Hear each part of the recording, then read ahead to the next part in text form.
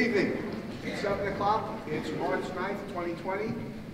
We're here at Hartford School, and this is the regular town council meeting of the Township Council. Please stand for our pledge of allegiance and a moment of silence.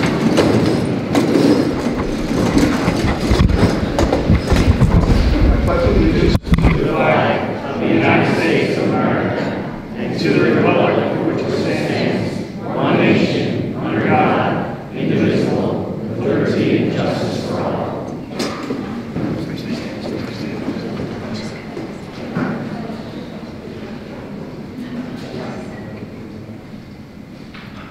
Be seated.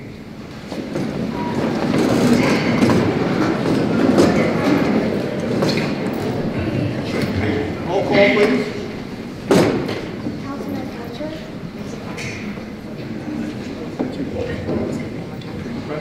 Present. Councilman Pritchett. Present. Councilman Staglick. Present.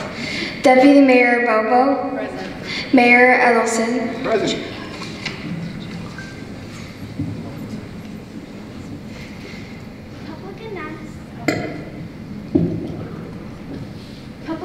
Public announcement of the Township Council to be made at the commencement of every meeting.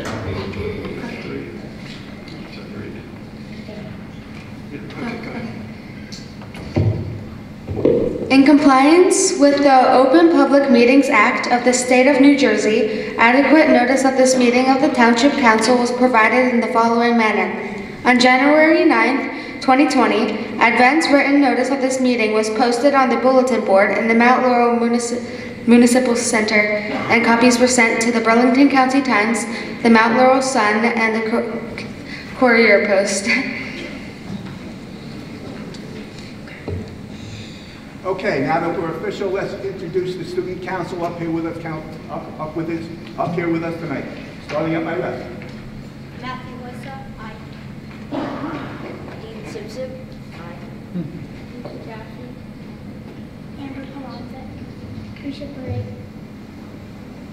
Christopher Laurie, Victoria Duarte, Jessica Yao, Your Hartford School Town Council.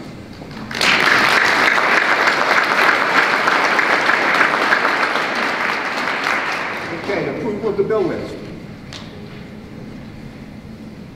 Do I have a motion to approve the bill list? I'll make a motion. I'll make a motion to approve the bill list. Do I have a second? I'll second. I have a motion by Councilman Fulcher, a second by Deputy Mayor Bobo. Roll call vote, please. Councilman Fulcher, Aye. Deputy Mayor Bobo, aye. Councilman Pritchett, Aye. Councilman Staglick, Aye. Mayor Edelson. Aye, so moved. Approval of minutes. Do I have a motion to approve our minutes?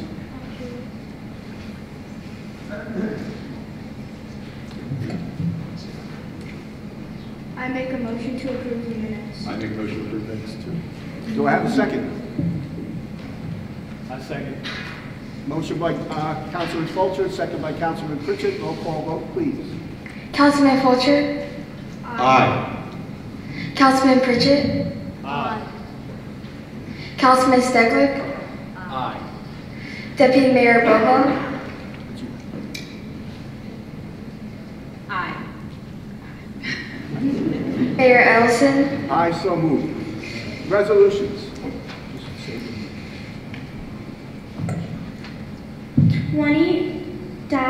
20-R-67. Authorization to install a fence within a buffer easement area for block 1110.01, lot 62, 200 Amberfield Drive. Do I have a motion to approve 20-R-66? Do I have a motion, please? You have a motion. Do I have a second? We'll second. Motion by Deputy Mayor Bobo, second by Councilman Fulcher. Roll call vote, please. Deputy Mayor Bobo, Councilman Fulcher, Aye. Councilman Pritchett, Councilman Staglick, Aye. Mayor Edelson. Aye.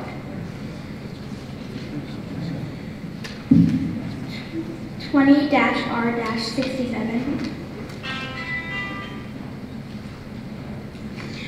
Authorization to install a fence with a buffer easement area for block 907.01, lot 19, 10 Moorfield Court.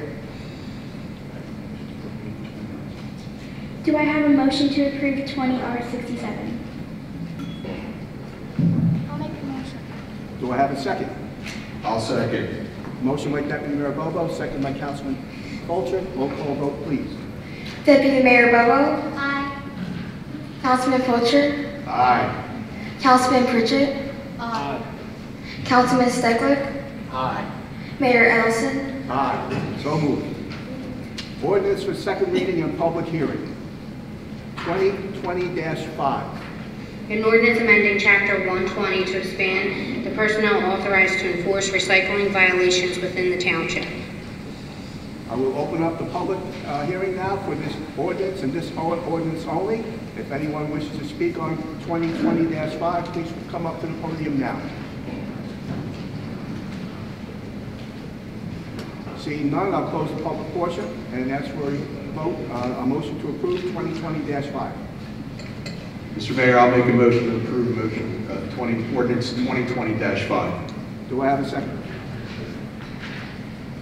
I second. Motion by Councilman Fulcher, second by Deputy Mayor Bobo. Roll call vote, please. Councilman Fulcher? Aye. Deputy Mayor Bobo? Aye. Councilman Pritchett? Aye. Councilman Stegler? Aye. Mayor Ellison? Aye, so moved. 2020-6. An ordinance adopting a uniform domestic violence policy for public employees pursuant to NJSA 11A:2-6A. I will now open to the public any conversation on 2020-6. If anyone would like to speak on this ordinance and this ordinance alone, please come up to the podium now.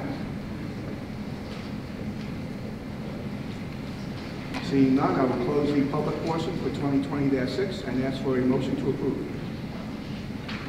Mr. Mayor, I'll make a motion to approve ordinance 2020-6. Motion by Councilman Fulcher, second by Deputy Mayor Bobo. Roll call vote, please. Councilman Fulcher? Aye. Deputy Mayor Bobo? Aye. Councilman Pritchett? Aye. Councilman Stegler? Aye. Mayor Ellison? Aye, so moved. On to new business.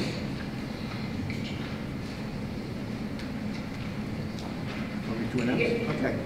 Okay, so as you all know, the council, all you guys, we took open space money and we bought the monastery at St. John Newman's. And the monastery is now public property, and we thought it a great idea to name it. And tonight we have 4 youngsters, young men, young women, who have put in nominations to name the monastery. So I'm going to ask for the following kids to come up. Haley Palmer, speak first, come on up. Prisha, correct, and if I mispronounce, I am sorry. Gabriel Lopez, and Amy Chauhan. And please speak in that order, Haley first.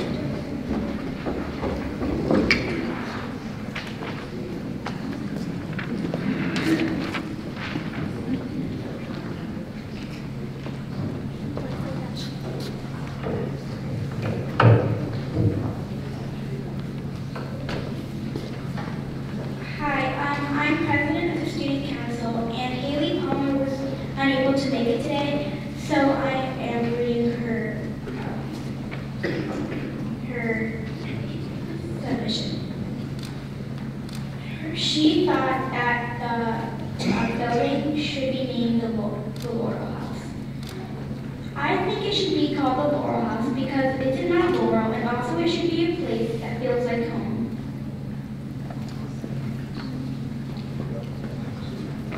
My name is Christopher Ink, and the name that I chose was Hand in Hand.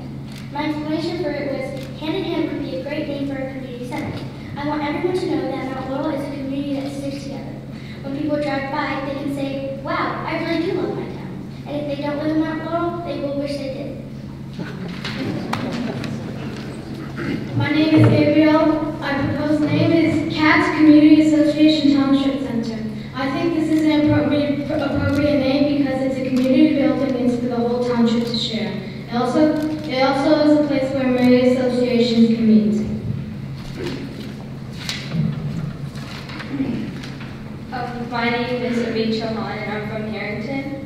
The name I chose for this building is the Mount Laurel Pig Center. This building is located in Mount Laurel, so I thought that the building should have the name Mount Laurel in it. Cistercian means a member of an order of monks and nuns founded in 1098 at Cîteaux near Dijon, France. Since this place is near France, most of the people there speak French, so I thought I should add a word translated into French. That word is pigs. Pigs means peace. As I read the history of this building, it's about 2 Cistercian monks who settled down at a property in Burlington County. They grew vegetables and fruit and tended to those in need. They wanted to live in a place of peace. This building was used as a monastery back then, so it was created based off of religious purposes.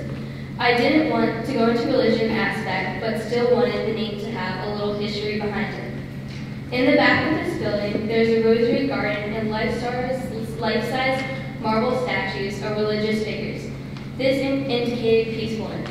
This building now is used for Girl and Boy Scout meetings and many other purposes. Girl and Boy Scouts is mostly about fundraising and giving back to the community, so they stand for peace as well. Overall, peace is a big part of this building and should be incorporated in its name. The name I came up with has some history behind it, but is also modern enough. I think that the Mount Laurel Pig Center would be a good name for this building.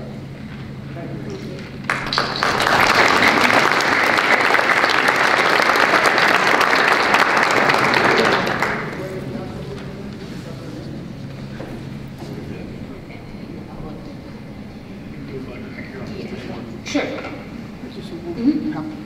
Council members?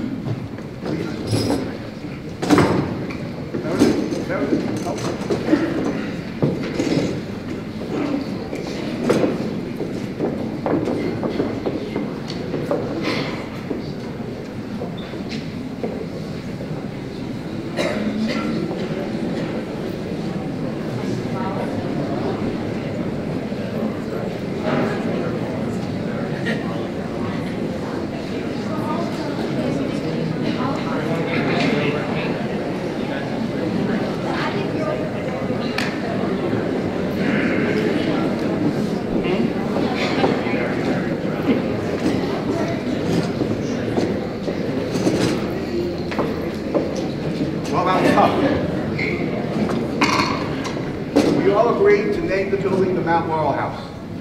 But the other 3 names are going to stay in that house as well. We're going to use them to name the rooms.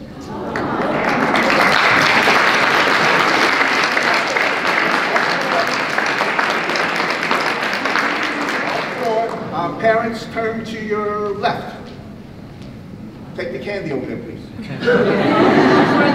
All 4 of the submissions get a basket of candy. Yeah.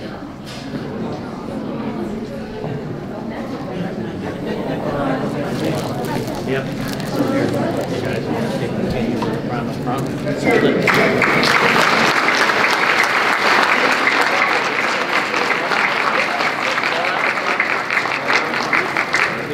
Yep, that's yours. Go ahead. There you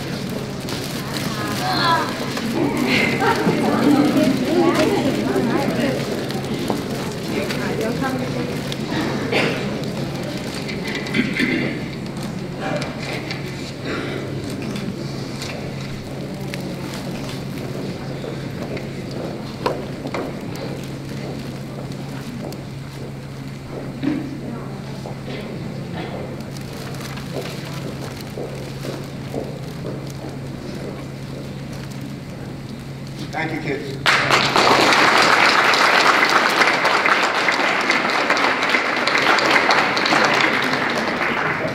Now, parents, we're going to move on with our meeting tonight, public participation. If you wish to leave with your kids, because they do have school tomorrow, please stand up now. If you want to stay, you're more than welcome to stay. You guys want to hang?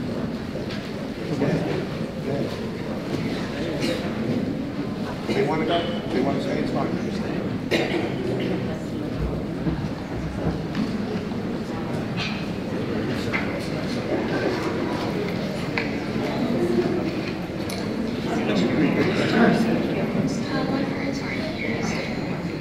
Okay, I am now going to open up to the public, but I'm going to say this first. Gonna let the kids go? You want to go? Thank you.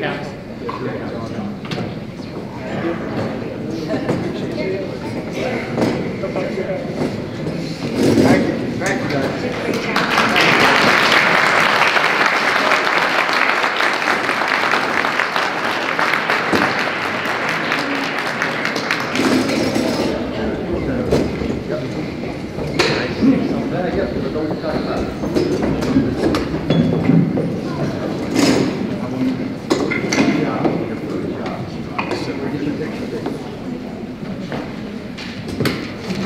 Okay, we're going to open up to the public, but first let me say, I know there's a lot of people here tonight to talk about Paws Farms. It's pretty obvious. So I'm going to ask if anyone is here tonight to speak other than Paws Farms, please come up now. If you have anything to talk about other than Paws, please come up to the podium now. My name is Paul Devery. I'm a teacher here at Hartford, and I just wanted to express my thanks again to the mayor and council members, as well as the township. Meredith, we've been doing this for a couple of years, and it, to allow the children to come up and sit beside you means the world to them, means the world to me. It's an authentic learning experience, and there's not a lot of townships that do this, so I know it has to go through approvals and you guys being willing to have this happen. So from the bottom of my heart, I want to thank each and every one of you up there. And thank you for allowing our kids to have this experience. So thanks again. Thank you.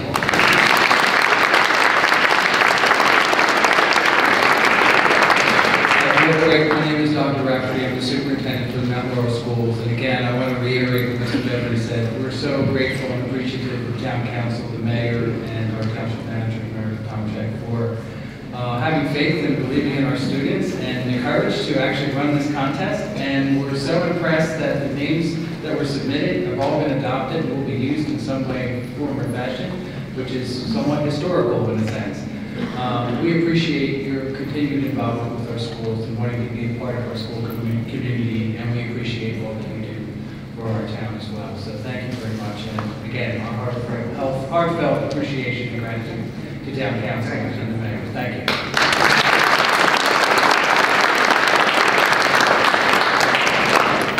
Hi, good evening. My name is Teresa Kopaz, 105 Westminster Drive, Mount Laurel.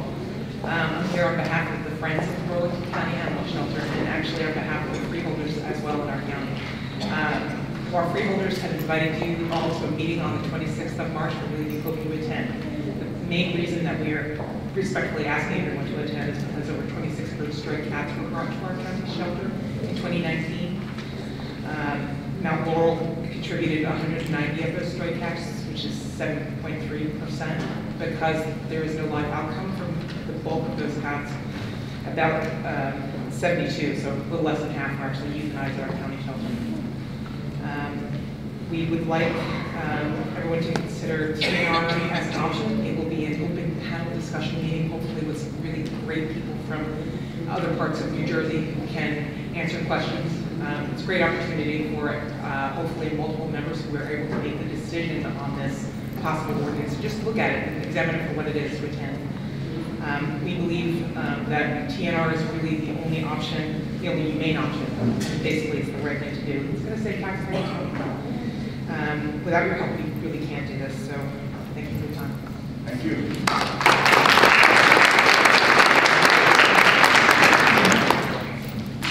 Al Martino, 128 Williamsburg Way, Mount Laurel. I'm here representing the Burlington County Animal Alliance, and I'm just piggybacking on what Teresa had suggested to the council to attend the meeting on the 26th at PFA, which is in Robbinsville. And that meeting will be information about trap, neuter, and release programs across the county. And we are encouraging BCAA, Burlington County Animal Alliance, is encouraging each municipality to participate in TNR programs. So I just want to give you a little bit of information about what's going on in Mount Laurel. I also work with the Friends of Burlington County Friends of Burlington County Animal Shelter, as well as the Alliance. And in Mount Laurel alone, we have probably saved over 150 cats through Burlington County Animal Alliance. And the Burlington County Animal Alliance also participates in the DNR program. And we probably have trapped, neutered, and returned over 100 cats in the Mount Laurel area. And it's important for you to know what this program does. This prevents the municipality to have animal control come out to collect these animals, take them over to the shelter, and they stay there for a 7-day hold. Right now, I think they're charging municipalities around $35 per cat. From what we understand, they're raising that cost. Well, not only does it cost $35 to the county from the shelter, you're also paying a fee for animal control since that is a contracted service. So from what we understand, they're in the works of readjusting those costs because I think it was probably done in the 80s. And they're finding that the cost to actually euthanize and hold animals for a 7-day period is probably well over $100. So that cost may be adjusted for the individual municipalities to reimburse the county for the animals going into the shelter. And I know last year it was nearly 200 cats that were brought to the shelter. So what the TNR program has done, if you look at and understand the cat's reproduction, the process of reproduction, is that cats can start reproducing at around 4 months old and can have as many as 4 litters per year, with a gestation period of about 64 days. So they can become pregnant again while they are nursing mothers. So you're talking about a litter of 4 or 5 times 4 for one cat. That's 20 cats. So if we were not doing this, and we were not contacted by residents, I know I live in the Ramblewood section of Mount Laurel, and that butts up against the golf course there. Many cats are being dumped there. And if we hadn't TNR'd those cats, Ramblewood especially would probably be inundated with community referral cats. So we're asking, Burlington County Animal Alliance is hanging by a thread, and our volunteers work tirelessly, day in and day out. We are out trapping those cats. We spay neuter them, we vaccinate them, and we return them to caregivers or caretakers in the area. So without our help, the township would be really inundated with trying to provide service to the residents who would like to keep the population of cats down in their neighborhoods.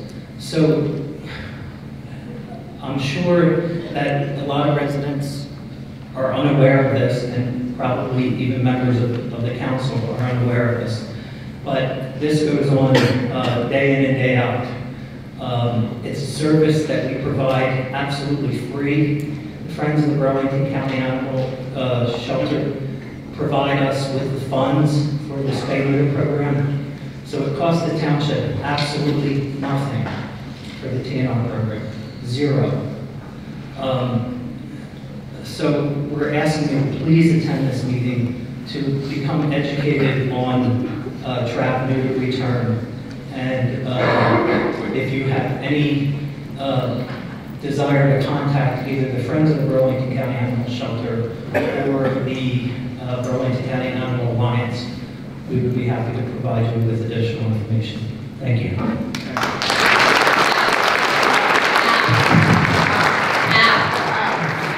What time is the meeting? The meeting is at PFA, which is People for Animals, on the 26th at 6 p.m. That's on Monday, right? I'm not sure when the 26th is. Thursday. The county told us today that it was the 23rd. Yeah. They sent me an email with all the information. 23rd. Said it would, I forwarded to all the council Okay. today. They said it. If the meeting, I was given the information on the 26th, so maybe the meeting was for some reason changed. Can we put a clear date on the township website Sure. and our Facebook page, please? I'll double check it one more time with the county. If that is the 23rd Monday, we have a council meeting that night, or we will have somebody there. Okay. Yeah, I was originally told the 26th. Is that right, Teresa? I think Teresa had the date. Teresa Lopez? Okay.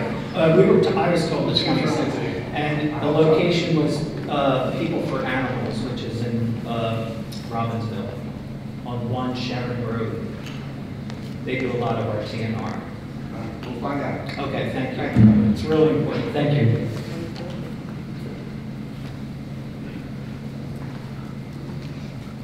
Good evening, Sophia from Parker Street and Jackie Charles Parker Street. First, I'd like to say a shout out to for allowing the kids to participate. I think it's phenomenal. As a resident and as an educator, I just think the experience is really, really good. The acoustics in here are Not not that that great, so good. if you could talk right into that microphone. All right, is that better? Okay, so going back a little bit in history, back in 2005, 2006, the executive board at the time for our association, as well as myself and with Pat Halby, we wanted to do a noise test with the turnpike, which we did, and we worked really closely with the town council, with PSE&G and New Jersey Turnpike. Over the past 14 years, we really feel that the noise has increased tremendously. So we are requesting to redo that noise volume test. And then, if possible, to compare the results and have the opportunity. Last time we worked with the town council in closed sessions with our executive board. Chris Norman was, I believe, the lawyer at the time. He worked with us really closely in getting trees planted. A lot of things happened. So we're turning to you again to see if we can determine how bad it has changed.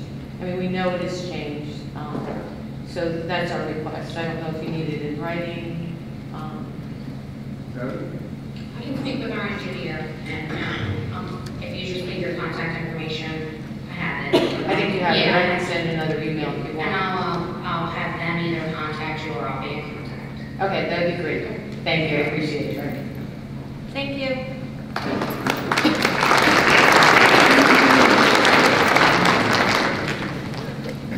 Okay, the mic is open.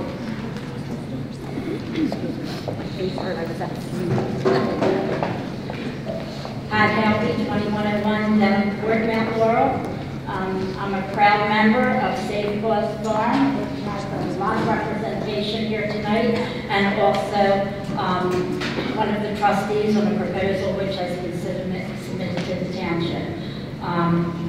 We had understood that the proposal for Paws Farm by the Tweedies was deemed to be inadequate, and although the deadline had passed, it was indicated in the paper, and I don't know if it was accurate or not, but that other proposals would still be entertained. In reviewing the original proposal and what was lacking and what is needed on the property, which is significant, the Johnsons and several others that were on the trustee have committed to fund it totally, no cost to the township, all the repairs to be made, to operate it for a minimum of 5 years with an option to renew. Everything that you have identified as being deficient has indicated that we will correct. We have a lot of people willing to come out and help get it restarted again, to operate it the way it used to be under the Tweedies when we had people out in the nature trail.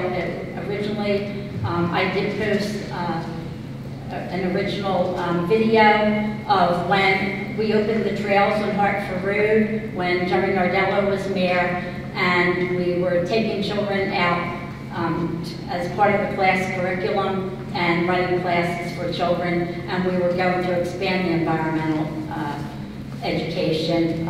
After I stepped down as manager, that seemed to have fallen by the wayside. I know the trails never went further because there were still some properties that willing owners had not come forward yet to purchase, and the county plan did not include those properties, so we weren't eligible for county funding.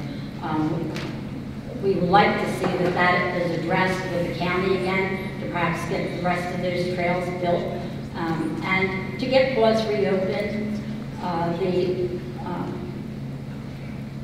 I guess my other question is, have there been any other proposals that have been submitted informally that you're aware of?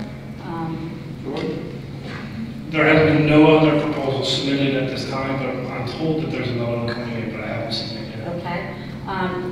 I have also provided several open requests that the first two, Meredith was very generous in getting back to me like the next day. I still have one outstanding, and I think we're at the end of the time frame. Tomorrow's the last time. I was just waiting for one thing from George who had the flu last week, so it'll be to you tomorrow. Okay, thank you very much. My last thing is there were a number of things that had disappeared from the property when it got out in the public that they disappeared. Some of them are returning miraculously back on the property.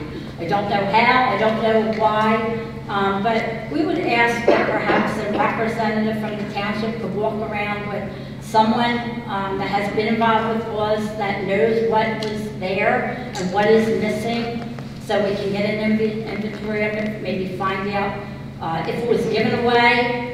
The township, it's a township property now, so if it was given away, that's fine. If it was not given away, find out what's happened to it, whether it was taken without anyone's knowledge.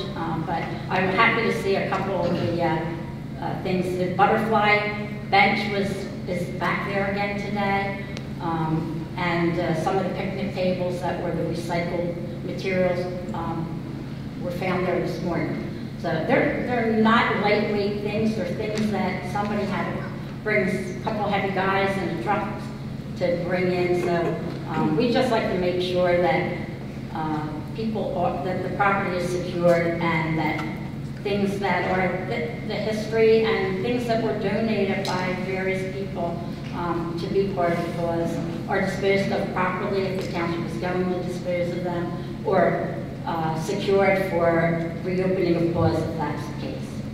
Thank you. Thank you, Pat.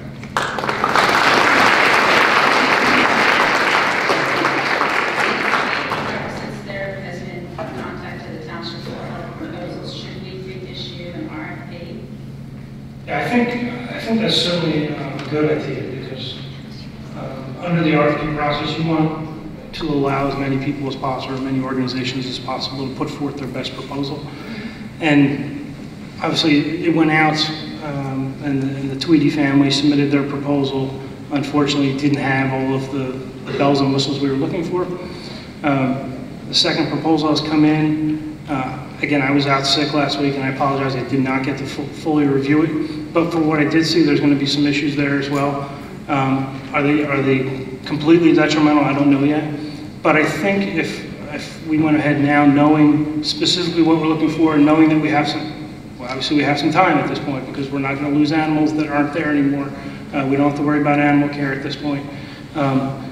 Because you have that time, it's time to do it right and make sure that proposal has everything in it, so that when somebody does submit, or when a group does submit, they have all of the knowledge that they need, and we have all the knowledge to return, so that we can properly evaluate it. Yeah, and I think I don't want to be comparing apples to oranges if the proposals are drastically different. So if they're hitting our benchmarks for the RFP, it will be easier to determine which the benefits of each proposal, I think. So do you want to? Good. You want to do that? Yeah. So I have a funny line. I can't see everybody's head tonight. Head nods, yes. Everybody's head nods. Everybody's head nod is nodding in the up and down direction, or the left and right direction? Yeah, I do see some faces in the crowd that I do want to address, that initially when this happened, there was a question of, will that land get developed? No. The answer is no. It will not get developed. It's green space land. You're never going to walk in there and see a McMansion there, a multi-unit apartment building. It's simply not going to happen. So for the folks that are here that might be elevated because of that, that's nothing to worry about. It will never happen. Yeah. So if we move forward with an RFP, is that going to be on our agenda for next meeting? How's it going to work? You did the resolution already to authorize the RFP. It's the same resolution. You don't have to do it again. Right. I'll just rebuild the RFP and make it more detailed oriented. Okay, thank you. Hi, Kristen Fallon, 10 Lavester Drive in Mount Laurel. So the council actually stole my question. My question was regarding the Facebook post that was made Saturday evening that was talking about rumors abounding about additional proposals being brought in. My question was, does the township formally intend to reopen the RFP? And if so, would it be done on a similar timeline to the previous RFP, which was very short, obviously due to the time constraints that everybody was under, or would it be open for longer? I think the next question you just answered, but except for the period of time, I think there certainly should be a longer window so people can prepare a better proposal. Okay, thank you. I'm just going to piggyback on, I'm sorry, Susan Civitello, 3 Wendover Drive, Mount Laurel. I just thought of a question I wanted to ask. So can RFPs be open as long as a year? Not that we want to go that long, but generally, how long are RFPs open for? Could we go 6 months?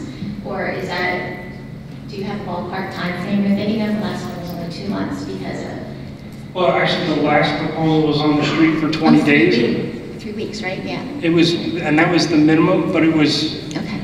It was timed so that we could try to find someone in that very short window to keep it open because the services, the animal services were ending on February 29th. Right. Certainly this one can be longer. I wouldn't push it out 6 months. I mean, I think 2 months or 3 months, probably. That gives people enough time to do their due diligence, put things together, put a real plan together. And possibly open Paws Farm for like spring or summer if one came through that was met the criteria, right? Well, yeah.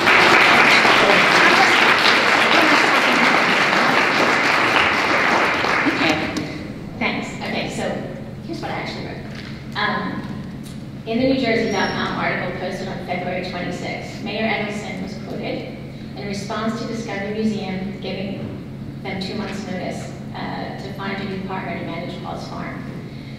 Quote, if they gave us more time, we could probably find a new partner willing to operate the facility, but sadly they have backed the township into a corner and left little hope that we can keep the doors open, he said. The township simply can't commit hundreds of thousands of taxpayer dollars to maintain the facility, employ staff, and feed and care for animals. The township kept this unfortunate situation about Paws Farm from the community. Instead, we were only informed about the situation 24 hours before we were told it would be closed. It created a huge emotional and passionate impact on our community, as everyone now knows.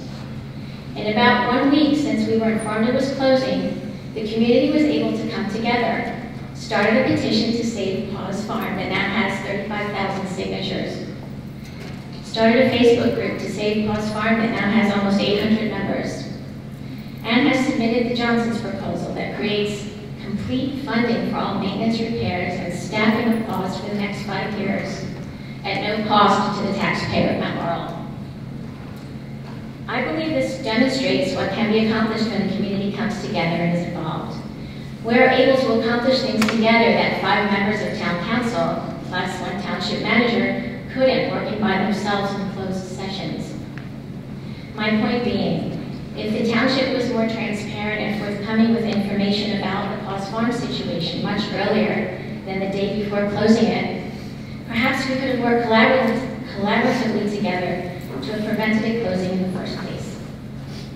Perhaps the abrupt moving of 200 animals in 3 days could have been prevented. Perhaps the tears shed by our kids and adults saying goodbye to these animals we loved could have been prevented. Perhaps the broad media coverage about a cherished part of Mount Laurel closing could have been prevented. Perhaps the huge emotional reaction from the community about a closing could have been prevented. And finally, perhaps all of us gathered here today could have been prevented if the township had decided to be more transparent and decided to work collaboratively with the community they serve to find a solution to keep Paws Farm open. That is, assuming each member of town council and the township manager personally wants to see Paws Farm open, as we all do. So if I may simply stop here to ask each of you individually, for the record, so we feel confident that we're all on the same page. Mayor Edelson, do you wish to see Paws Farm open? Yes. Okay. Councilman Fulcher, do you wish to see Paws Farm open? I would love to see Paws Farm open in a fiscally responsible manner. I would love to see Paws Farm open in a fiscally responsible manner. In fact, I have done more than my fair share of stacking plastic vegetables inside of the barn. I think we all know what I'm talking about. Councilwoman Bobo, do you wish to see Paws Farm open? I never wanted it to close. I have been sitting on council here for 12 years, and Pat Halby can attest to this. We have been in this position for the last 12 years, up until when the Discovery Museum took over.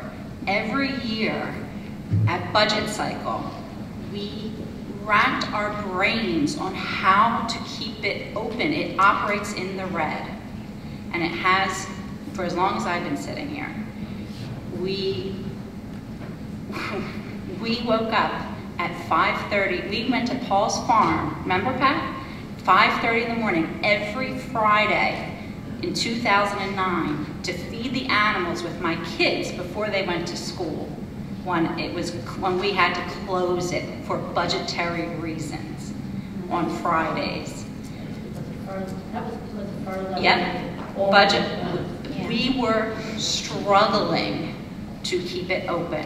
All my kids volunteered there. My youngest volunteered there up until when the doors closed.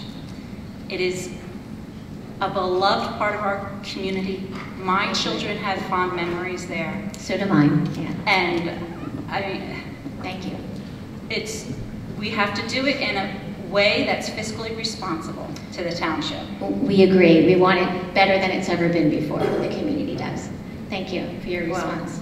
Councilman Steglick, do you wish to see Paws Farm open? Yes, and to echo what you had just said, better than it's ever been before. Thank you. And Councilman Pritchett, do you wish to see Paws Farm open? Yes, absolutely. Okay. Are those working? And finally, our township manager, Ms. Thompson. Absolutely. Absolutely. Do you wish to see Paws Farm open? Absolutely. Okay, thank you. Okay, so that's good news. All right.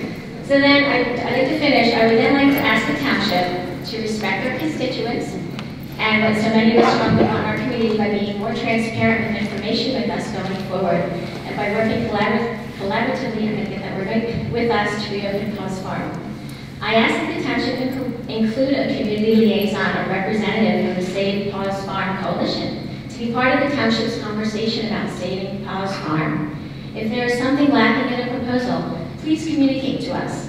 As we have committees that have been formed with animal experts, maintenance experts, and other experts. The Save Paws Farm Coalition has been holding meetings, and we are motivated, we are focused, and we have tenacity. We are here to stay until Paws Farm reopens. So let's work together in a positive way to find the solutions that will bring Paws Farm back to our community. Thank you.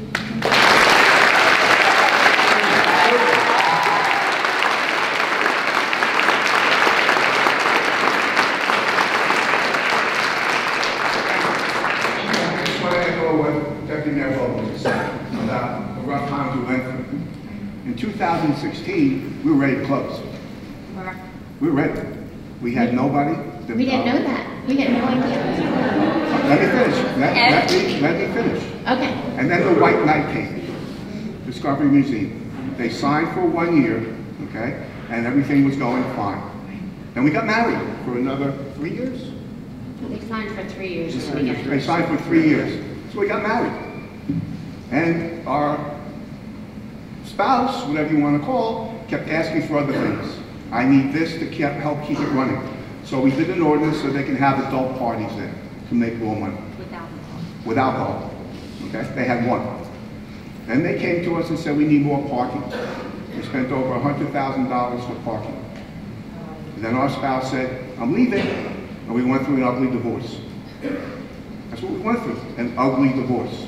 We thought we had a great marriage, but our marriage fell down because they didn't tell us what was going on. How about you be married to us?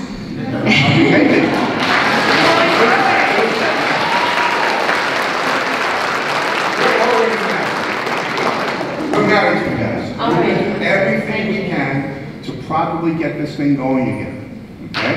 We're looking for somebody with the financial smarts or the financial smarts to say, listen, I need help. Okay? We gave Discovery everything they needed as far as grass cutting, mowing the lawns, everything, garbage, everything. We did everything but open and close the door. And they still fell down. This is not a cheap operation. It's not. It is not. Animals are expensive. You think the coronavirus is something? There's E. coli and other things that go on with animals. And the expense of medically treating them on a regular basis is out there. That's one of the biggest costs. Yeah, we understand. And we do too. But we're going to try and do the right thing again. We want to get married real fast. Okay. Let's get married by the summer. All right? I hope so. Thank you.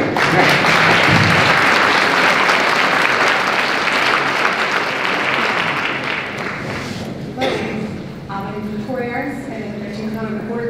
I'm sorry, your name again? Corey Harris, and I'm right behind Paws Farms on the 13th County Report. And I just wanted to say thank you for hearing us. Thank you for having the kids. I think that's great for them to see this. Also, I'm on a second marriage, and it's way better than the first, so. Back there is for sure. My first question, I have two, but my first question was, will the township provide us confirmation in writing that nothing will be removed, dismantled, or demolished from the property? Unless it has to be.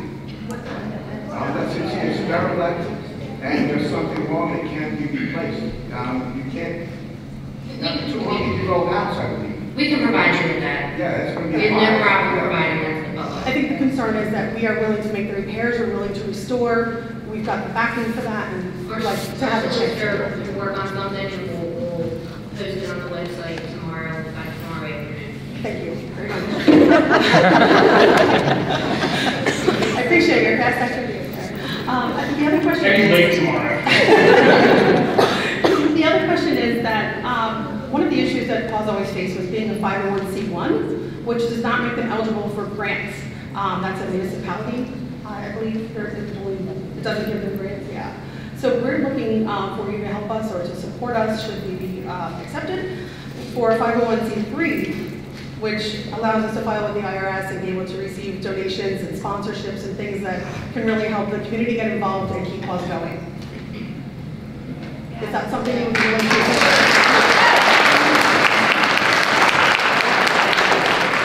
Yeah, there's really nothing the township needs to do to help you with that. It's just a corporate formation. You could be a C3 or a C4. C4 is a little more interesting, but. So if Paws Farm, you know, comes back to life, I'm sure whatever organization we would support, if you're applying for grants, I'm sure we would help supply letters of support for the grant applications. I mean, we're not, you know, we want it to be a marriage, right? Yeah, we just didn't have it before, and we wanted to try to eliminate that problem going forward, so thank you. George, Meredith, our last RFP, that was one of the requirements, right, of 501c3? No, actually, when we were looking over the last 2 months, we reached out to everybody from Great Adventure to zoos that exist. Some of those zoos are actually government property or government entities. In the last 2 months, I would have talked to anybody, any like established organization that could come in and take over that job right away. In order to not restrict. I'm sorry? In order to not restrict our options, I'm just going to grab this microphone. Get your microphone. I can't see you. Is it a microphone? Yeah. Can you hear me? It's not a microphone. We can't hear you.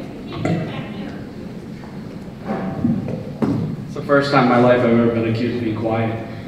No, so yeah, so in order to not restrict us, that's why the RFP didn't specifically, okay. So that everyone's aware, the township has talked to every zoo, wildlife sanctuary, veterinarian, you know, within the state of New Jersey and Pennsylvania, and even some celebrity, what the hell was it? John Stewart. John Stewart and his wife. I mean, we reached out to everyone we could possibly.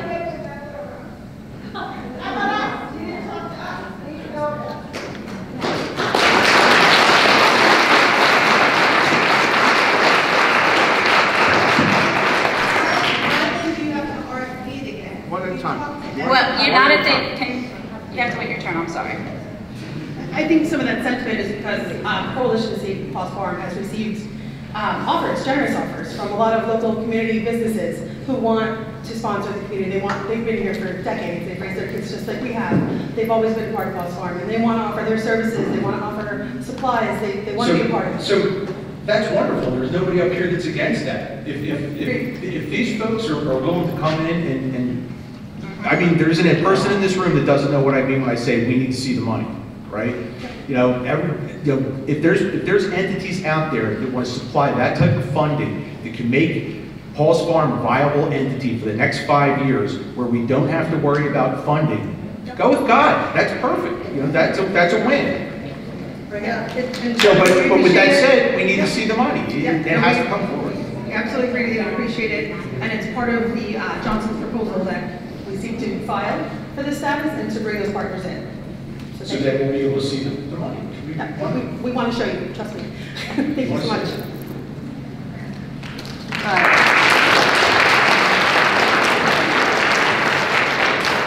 So my name is Danielle Klein. I live at Fort Conover, and my home sits in the backyard of Paws, where I can walk out. And they sled in my backyard to the back fence of Paws Farm. So I enjoy when the peacocks were in my backyard, or the deer, and when people have to chase the guinea hens in my court. So this is a very near and dear subject to my daughter, myself, and our neighborhood, who has been involved in Paws Farm in some way or another. And I had one question, and listening to all these answers that we've gotten from council, it led us to a couple others. So first I'm going to ask the question that I was brought up here to ask, which, being so close, what are you doing to protect and secure the property from trespassers, vandalism, and other vagrants and kids hanging out until this is finalized, until something is done? What are you specifically going to do, and how is it going to be done? I believe as residents, especially back in that area where there's already kids walking back to Hartford School, okay, that is a legitimate question. The Public Works Department will be watching that property on a continuous basis since it's not being occupied. And of course, the police department.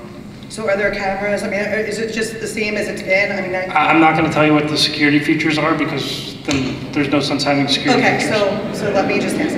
Are there security features other than drive-bys in the Public Works?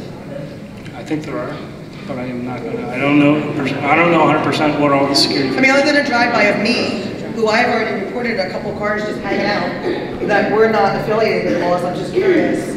I mean, you can see my concern for the concern of our kids. Hartford School is right here. Nobody's arguing. Yeah, I mean, this is something that I just want to know that will be addressed. Perfect. So, the question that you heard everybody in the back get so upset about while you were speaking was had to do with transparency, and how, you know, you sat up here and said that you've contacted everyone, zoos and Great Adventure. But one of the people you failed to contact were the residents of your town. So, other than the Burlington County Times little blurb looking for pigs. No. To your point, we'll answer it. So the issue that we're under when this happens is we're staring down the barrel of having to save 130 animals' lives, and we need an entity that has that money to be able to save those animals. And guess what? That is the first thing that we're thinking about. Oh my goodness, we have all these animals, we need funding, not one of them can die. That's your biggest fear when this is dropped in your lap. And it was dropped in our lap. So through a heroic effort from Jerry Mashia, Meredith Tomchek, and George Morris, we were able to place those animals, and not one of those animals lost their lives. These people should be applauded. Absolutely. No one's questioning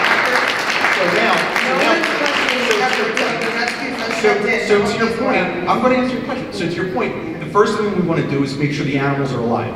That happens, and that's to be celebrated. Now we can move forward and build a coalition, and granted, if the money's there, we can take care of the property. I mean, maybe I wasn't clear on the question. The question was why did you ask Great Adventure and not your residents who, we live in a affluent town, who you don't know how much money I have in the bank, maybe I. You're exactly right. So that's what we want to know, why they come to us. I'm going to tell you why. You're exactly right. We didn't know how much money you had. What if you didn't have enough? What if you didn't have enough? This is an argument, it's a question. Why didn't you tell your residents? You still have an answer. Why didn't you tell your residents what was going on if you knew prior to December? We did a public advertisement to solicit in the Burlington County Times. In the Burlington County Times. It was discussed during. We followed state law. We followed state law. We published the advertisement. The Tweedies found it because the Tweedies, met with us. They sat down with me. I said, these are the things I really want to see in a proposal so it can pass muster. And I started rattling them off. Staff plans and animal plans and all those things moving forward. Unfortunately, when that plan came in, it didn't have all the things we had hoped for. And because of that, it had to be rejected. Yes. Simultaneously, we also put out a proposal for the animals. So we had one for an operator and one for the animals. I just want to make sure I'm following the timing of this. We were fully aware, everyone here, that the Tweedy proposal did not include everything that was needed, and that's completely understood. I guess what we're having, or I know I am, I'll speak for myself, I'm having a hard time following this timeline that we were backed into a corner. Okay, listen, again, getting divorced, we should have had a property settlement agreement, I'd be suing them for breach of contract, but that's me, right? Here's the deal.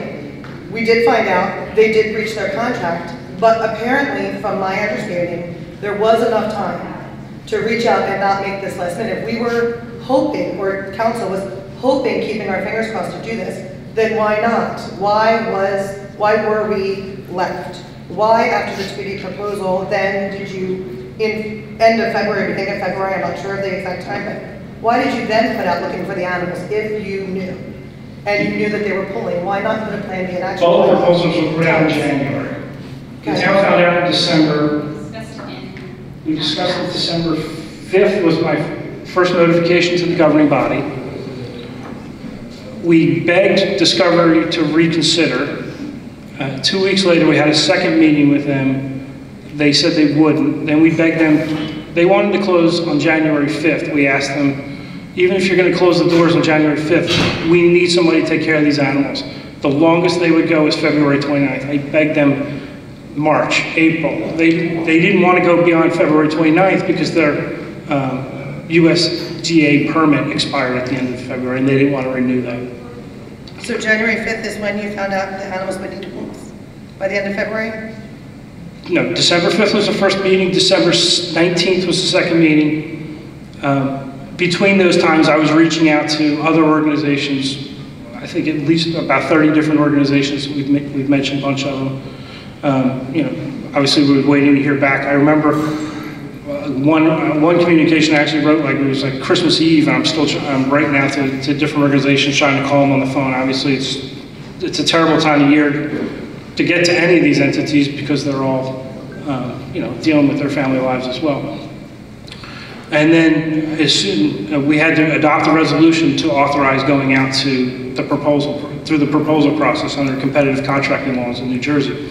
So as soon as we did that, it was published, and we can again send it out to all those organizations again, hoping that they had a proposal in their hand, they would come back. That's when the Tweedies came forward.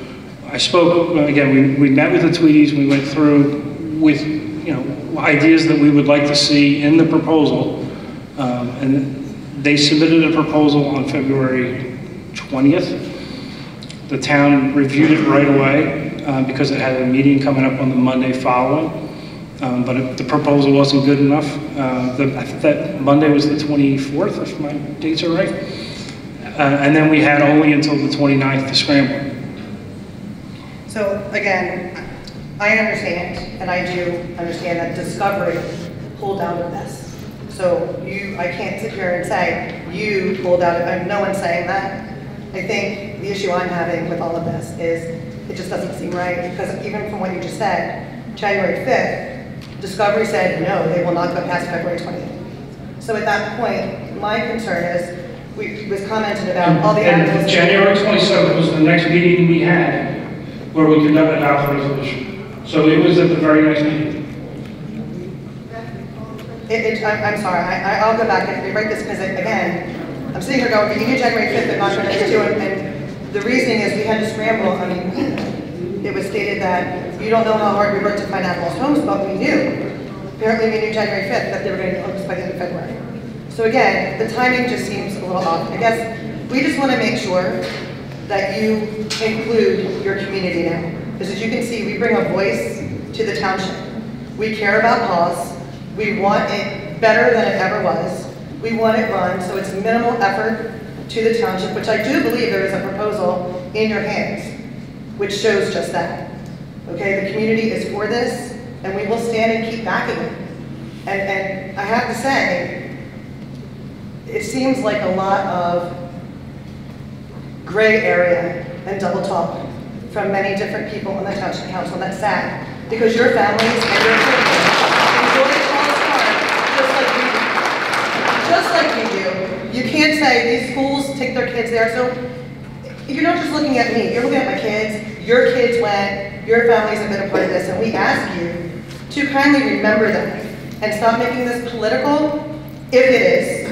If your agenda is political, please don't. This is a family, community, nature center, and we need to bring it back to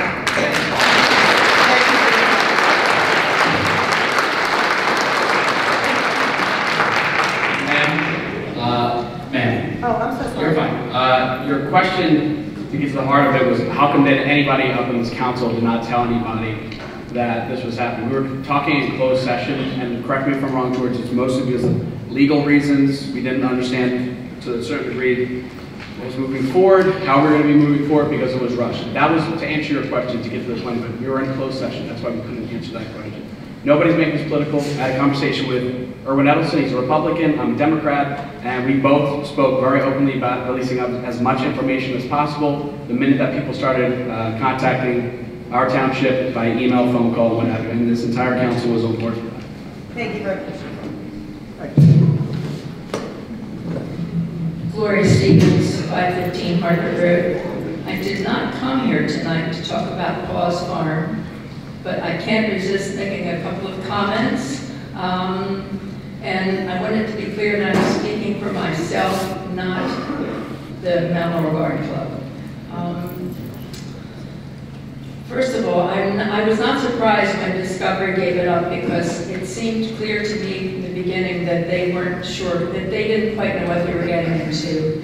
The animals, they let breed indiscriminately. There were too many roosters, and they were fighting. They had, as far as I'm concerned, they had the wrong animals for that kind of place. There were not animals you could touch.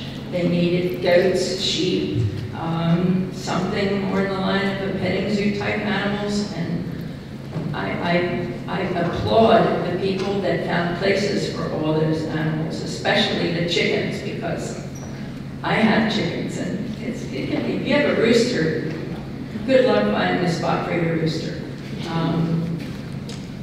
Also, Mount Laurel puts so much money in their parks and fields. When I look at the small fences that are all around the athletic fields over by the 9/11 Memorial, and I think how much money was spent on those nice little fences that aren't particularly necessary. And when I was here the last time, I commented that the township just put $800,000 in some softball fields. If we have that money to spend, let's spend it on Paws.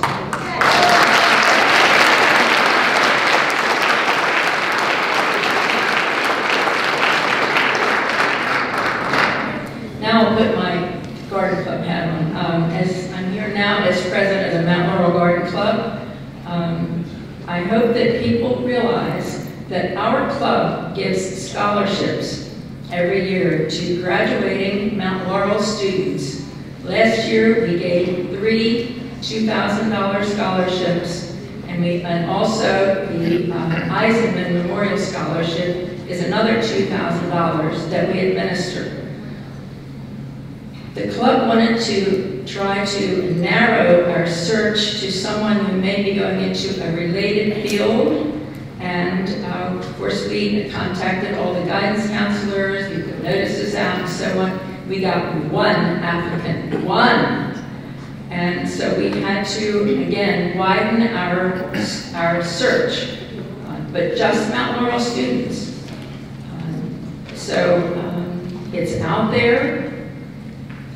Probably at least 3 $2,000 scholarships, which is not an enormous amount, but it's not a little bit either. So if all you parents out there, if you're looking for a scholarship for your student, please, you've got till April 15th now. We extended our deadline. All right. Thank you.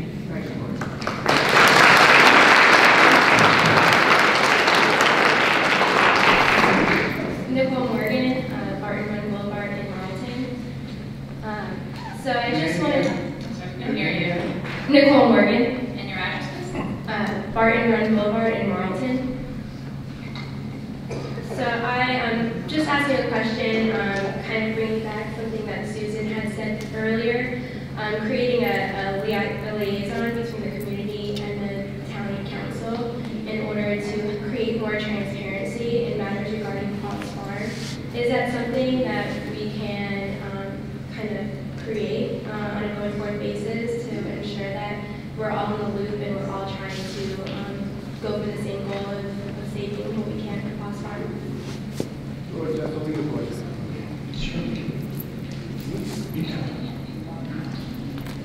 Yeah, right. So what would happen is if somebody served as a liaison, they would be conflicted out from reviewing the applications that were submitted. I think you're a little bit putting the cart before the horse. Let's do the RFPs. Okay. And then work from there, like see what we have. Mm-hmm.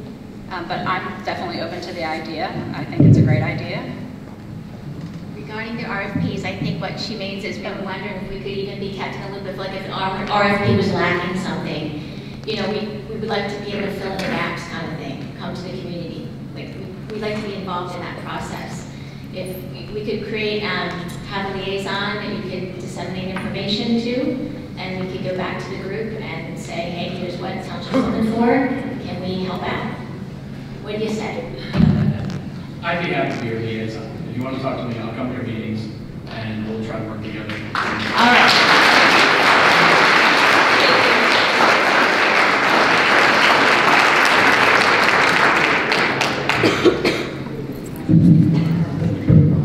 But Councilman Stegler may be limited in what he can discuss because the RFPs are enclosed. Okay? George, I believe. Correct. Yeah. So we're limited because the RFPs are private. We understand that. Right. I think just having an open book would be... And I believe we've already gone back to the first RFP and said it's lacking, and they submitted a second one. Brian Sharp, 19 Biddle Way, Mount Laurel. First, I wanted to start thanking Pat for doing everything we did, but to the council, we collect $4.6 million in open space tax each year. I think we've got $5 million allocated in the budget that's coming up. I asked that question 2 months ago. Why? Can I use open space money to fund? It's to preserve a historic site. Preservation of a historic site is part of it.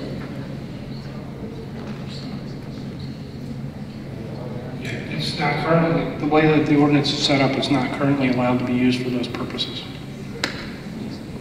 So we've got 4.6 million and we can't touch the. You can't, because you can't use it for salaries, you can't use it for the maintenance of, so there's very specific things you can use that for.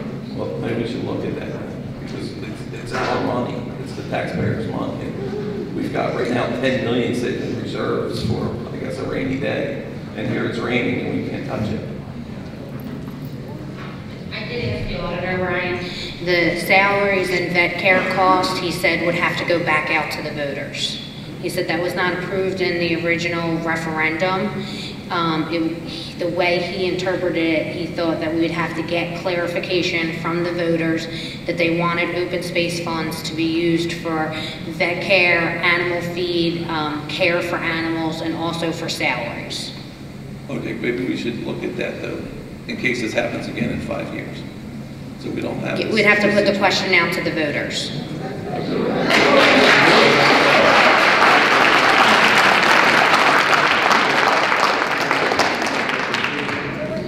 I'm Gabby Silio from Whitechapel Court.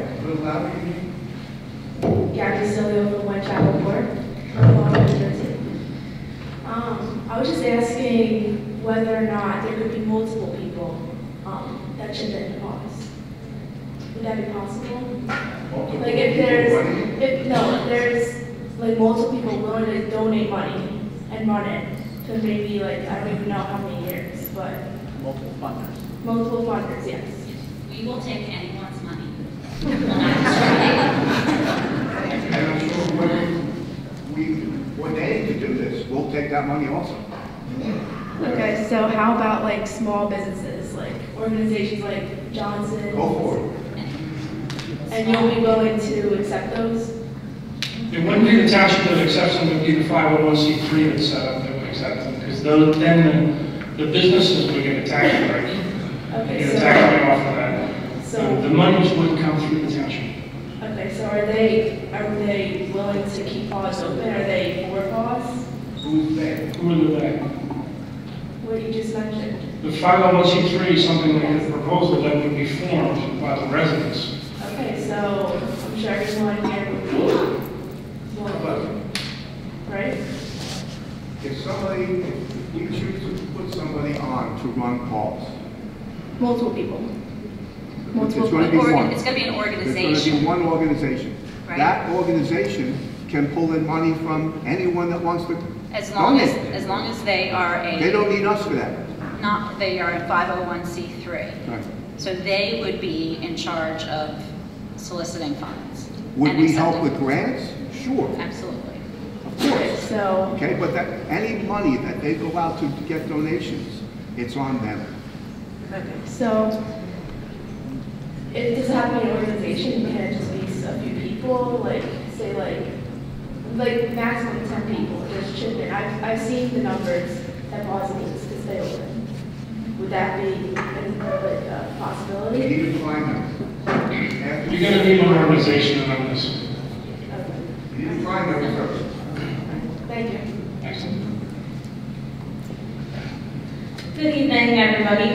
My name is Paisley Padano. I did not actually, though I'm very, very passionate about Paws, did not expect to actually come up and stand at the mic tonight. For those of you who have not met me yet, I have been the assistant director of Paws Farm for the last 3.5 years about. I started as a township employee, and I have been there through the chapter of Discovery Farm, and now have had to deal with the fallout over the last 2 weeks, which has been one of the most gut-wrenching experiences in my life. Some of you have been there. Anyway, moving forward again, I did not expect to actually come up here tonight, but I did want to, first of all, thank the township for hearing out the community, and I also want to thank the entire outpour of the community that has really rallied over the last 2 weeks.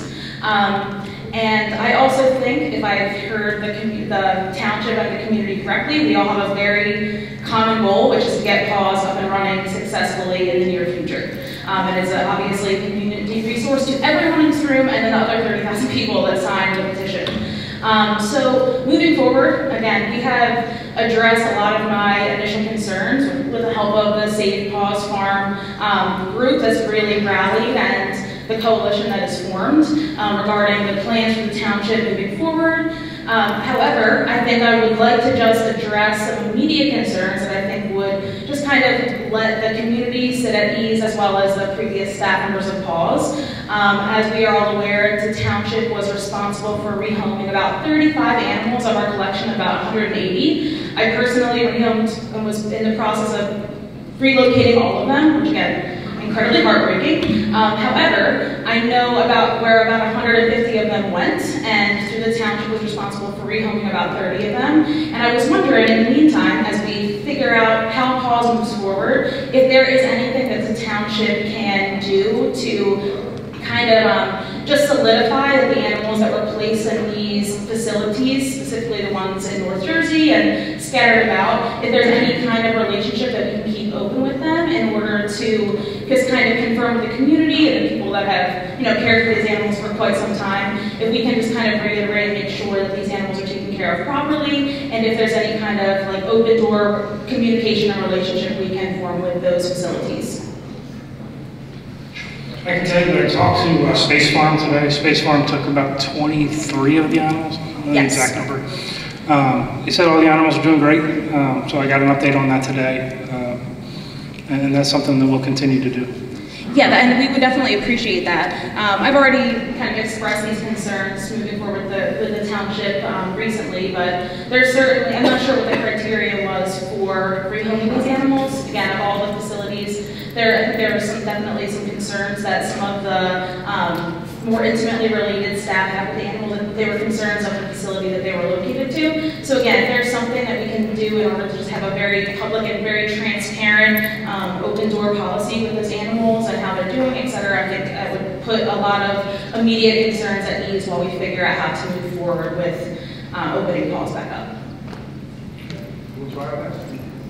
That would be greatly appreciated.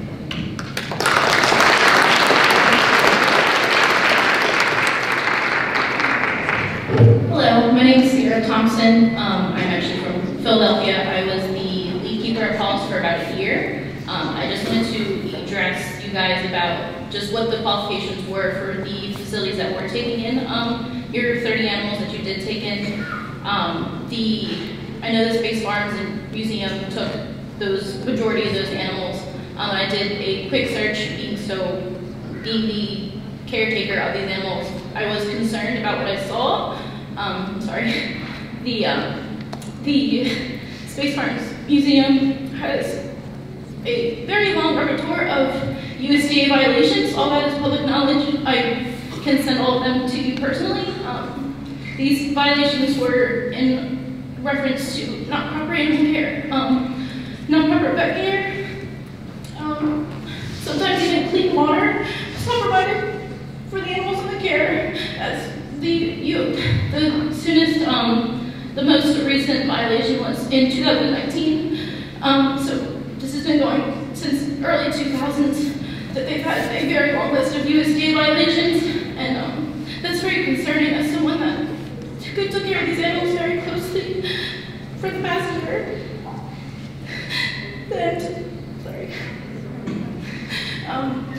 I'm very concerned about their care. When they came to actually remove the animals from the facility, they did not address that, did not ask names, they did not ask diet, they didn't ask for any of their toys or anything they liked. So it's very concerning as to where these animals are going, and I feel like the township should kind of follow up with that. And I know what's been done has been done, but it's very disconcerting. I've spent many nights a week after the very traumatic 2 weeks that I've had rehoming the animals that I love very much. But I beg you to look at the USDA violations and see if there's anything that we can just make sure that they are getting the utmost care. And I'm just trying to understand why Space Farms was chosen. There's been multiple petitions in the past to actually shut Space Farms down because of the concern for the care of the animals. And I know you guys are not zoo people. I've been in this industry for about 6 years. I've learned what the zoo industry is like, and not everywhere that calls it a zoo should be open. It should be a zoo. So I beg you to please just look into it a little further. Like I said, all these USC violations are on the Department of Agriculture website. You can just type in Space Farms, they'll come in. I can send them to you personally. And and I just put some ease of heart for the animals that I love dearly. Thank you.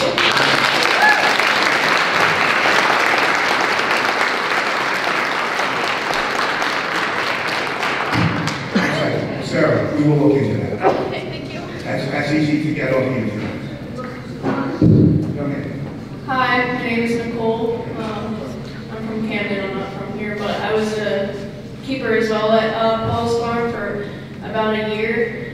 And I just want to start off by saying thank you for finding homes for a large amount of animals. I appreciate the majority of the homes that you guys place them in. As my coworker has said, my biggest concern was Space Farms and Discovery Museum. So my first question is, in the most respectful way, what research did you do into Space Farms? Because she did a simple search and just saw all the red flags. And we even had another zoo, Cape May Zoo, that offered to take all of our animals that had homes to them. When Space Farm came, again, they didn't ask names, sex, age, personalities. They didn't even have an exhibit for them. They're just like, yeah, they're probably just gonna chill in an office. And I worked very closely with the Bush Babies. I was one of their trainers, and for my entire time at Paws, I was trying to get the really timid one that would always just hide in the corner to like me. That's my goal, which is for her to let me pet her head without her trying to rip my hand off. Finally, she did. But I know if I ever visit Space Farms and I go there and they tell me, oh, their names are Oreo and something else now, I know they're not going to answer, they're going to be scared, because I know their names, they're very intelligent creatures. And Lily, who is a timid one, she's going to be absolutely terrified. She is just terrified of people. So again, these people weren't, prepared at all. The one guy even asked, like, so how do you take care of them? They're primates. I mean, like, they're not just like little hamster. They take a lot of care, a lot of attention. They do share similar DNA with us, so they can catch our sicknesses. They can catch diseases. So I just want to know what research you guys did into this facility to deem it, fittable for them. I had numerous discussions with the Department of Agriculture and the Division of Fish and Wildlife as to all the locations that we were using, and they approved those locations. It just doesn't make sense though, because they had DA regulations, countless of them, and Cape May also offered, but when Space Farm came and took them, it just kind of seemed like whoever gets there to them first, like. Cape May did take some animals. They did, but they also offered to take a lot more animals, but Space Farms. Cape May did not offer to take a lot more animals. They offered. They did. They offered to take the bush babies. They offered to take just the bush babies and the boa, and that was it. And they took our skunk and they took our rabbits, so they did offer. Those animals were not attachment animals. Those were the animals that were discoveries. So I don't know what happened. Okay, but I will say they did offer to take the bush. After they came to Paws Farm, they did say that they had put in an offer for the bush babies, and that was denied. So bush babies in the boat. So why weren't they given the bush babies? Because they actually were fit to housing them and caring for them. Because they're a zoo, and AZA, I believe, affiliated to them, and Space Farms is not. So how come? Through our communications with the state and federal agency, we went over where these animals were going, and that's what they approved. I think it is. I believe, is Space Farm AZA? USDA. Or USDA. USDA, okay. Well, I mean, I feel like AZA is a little bit of a higher ranking, but, and I just, also my other question is, why didn't you, talk to the keepers who've been caring for these animals their entire lives, know almost everything about them personality-wise, what they need, and how to take care of them? How come you guys didn't ask our opinion? Because you guys, no offense to claim that you care about the animals and their safety so much, but you guys didn't ask, like, hey, do you think they would be fittable here? I mean, we're looking for real criteria.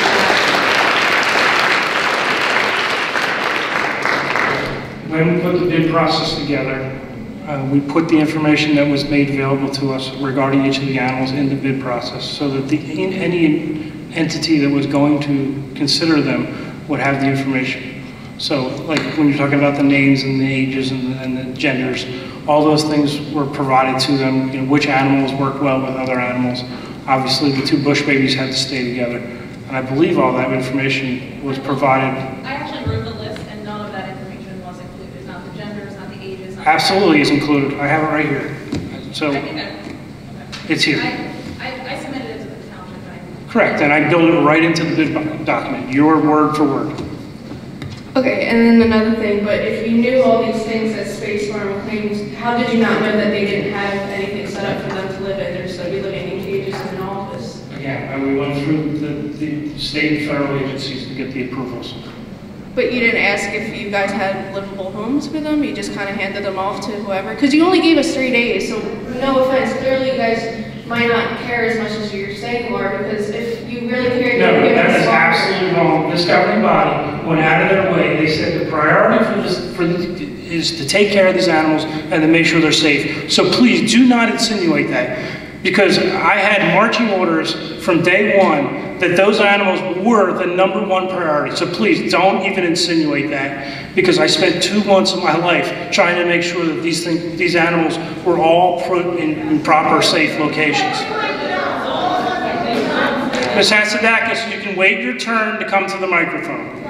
I'm just saying, like I said before, a lot of the places you guys put them are amazing, and we really appreciate it. Again, man, there's people behind you who want to speak. You're saying the same thing over and over again. Don't rush her. Don't give her her time.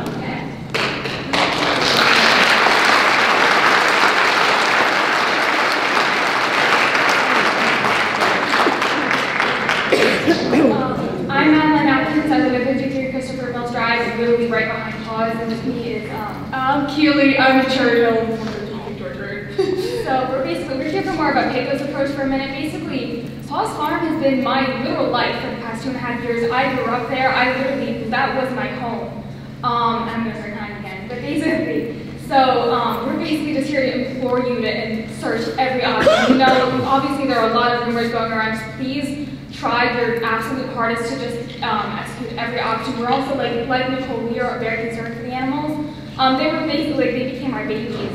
We also know that there are a lot of avenues that mostly the Discovery Museum just did not search through at all in terms of trying to find more affordable options for Paws. Like I know my one good friend Sophia Boyar suggested for the financial side, maybe partnering with local colleges such as Rowan or RCBC to find new financial majors, people who would be willing to get experience in the field and internships while offering us also valuable financial advice that we obviously desperately need.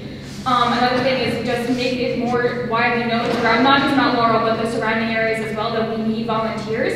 I know Kimmy and I have wrapped up over 250 hours worth of volunteer service before and after I was hired. We have both dedicated about 500 hours of volunteer, and then I worked there as an employee, as an animal educator for over a year, same with Maddie. Yeah. And we both started as minors. I'm 18 now, but I started working there once I turned 16 pretty much.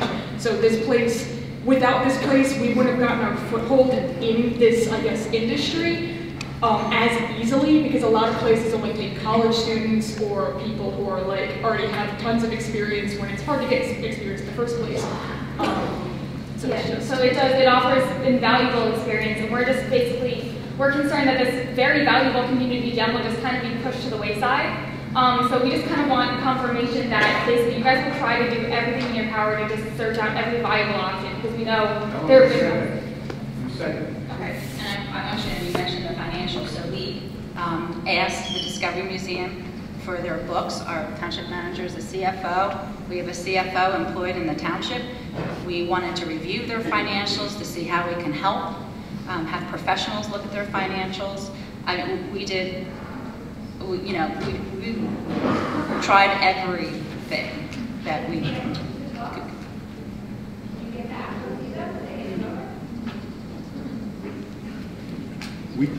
One at a time. If you want to come up and speak, come up to the microphone. For the past, honestly, year or two, we've had paychecks bounce. We've had, I believe that the township was responsible for cleaning Sammy's pond, and then that became, we had to pay for that instead of being free. Don't quote me on that, but that's just from what I know. So we think that the township kind of just let the Discovery Museum just go about while the township just kind of turned around as much as they could, keeping a little bit of an eye on it, because we have paychecks bouncing almost every time. One time, I believe 90% of the staff's paychecks bounced, And also, if you guys knew in December that the Discovery Museum was pulling out, we didn't know until the Facebook post was made, majority of the staff. So why weren't any of us told that this was happening when it was happening for 2 months? We were told last week, pretty much.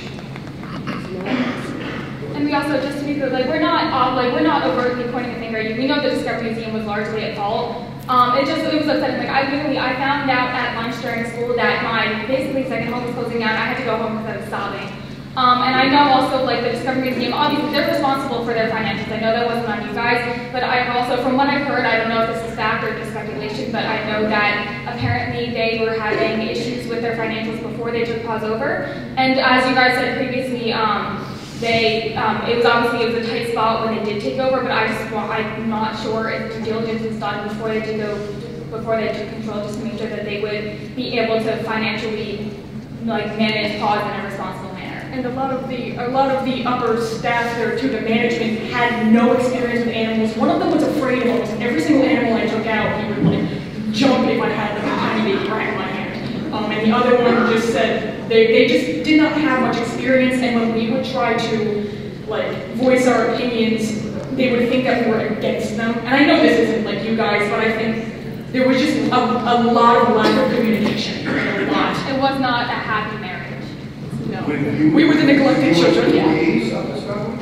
We were employees up until they officially closed in January. So you knew from the get-go they were bad. Pretty much. Why didn't you tell us? We thought, we were lower employees. We didn't think that we could just kind of go up. So you guys should be keeping an eye on the business. One at a time, please. Can't hear her. You're all talking. It shouldn't be a 17-year-old girl who just goes out.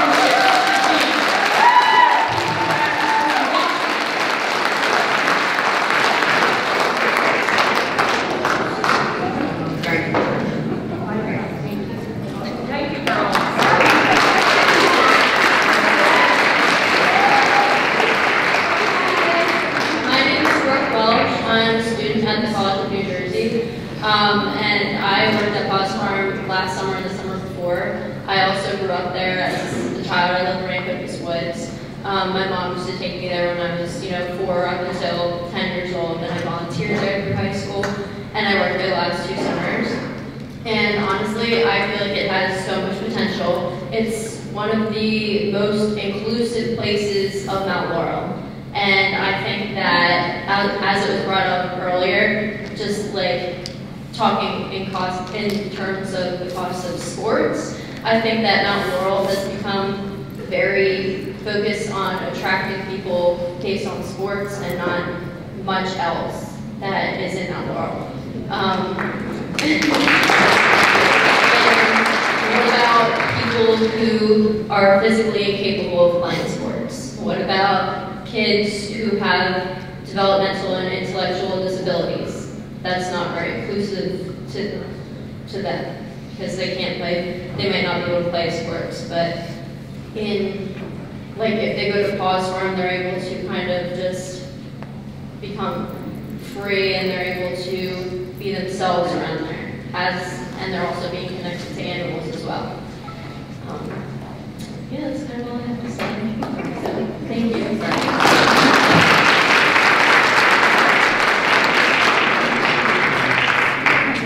And I live in Fort Wheeler Road Court, and I just have one question. Harry, turn that on. Better? You had said you would send this to the voters. Is there any way that this can get on the June 5th ballot? No, it can't be on the primary ballot. It has to be on the general election ballot. So in November? Yes? Yeah, it can't be on the June ballot. Okay, thank you. I'll try.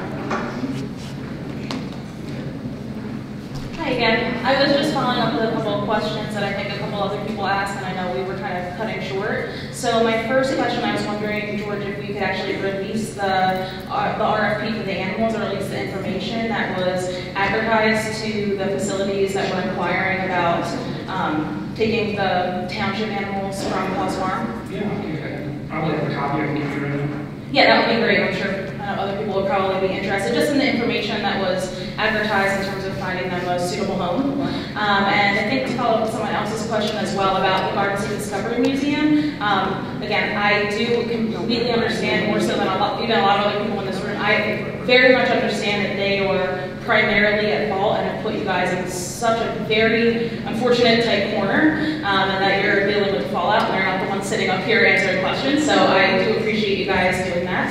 However, I mean, to just follow up on someone else's question regarding their finances and books, I know they were technically kind of leasing the property, so I didn't know if they were obligated to share financial records with you, but I think it was just touched on shortly ago that they had not. We did it right for them easily. It was a cut and paste. It wasn't detailed books that I was able to make heads or tails of. I gave to the CFO. It wasn't detailed enough for us to issue an opinion or even understand what they were providing to us. And is there any Paisley, I'm sorry, I can add to that. Sure. When we got the information, I was hoping to be able to use that framework and stick it right into the RFP so that people could understand, this is what it should look like. And then I saw it and I said, this is not what it should look like. Not an example of what it is, example of what it shouldn't look like, exactly. I'm sure. The exact opposite of what I wanted. Okay, so I wasn't sure if that was something that you guys would continue following up on, in a party that would be interested in partnering with Paws, and so to prevent any issues from like this happening in the future. Yes. The new proposals are going to have much more financial information included in them, so that the township really has an assurance as to what they're getting into. And I'm sorry if I'm asking if you've already answered this question, but in terms of the RFP and the criteria to meet the township's requirements, is that something that is going to be open to the public, or is RFP closed? No, we're going to reopen. Okay, so that's something like general information we could all access. Correct. Great. The RFP does have to be requested in the clerk's office, just because I have to keep a running log, because in case there's an amendment, I can't just put it out on the website, because unfortunately then if there's an amendment, I don't know who has it to get them that amendment. But as long as you shoot me an email, you can absolutely have it, so then I have contact information to provide if an amendment comes out during the process. Okay, that's good information for everyone to know. Thank you.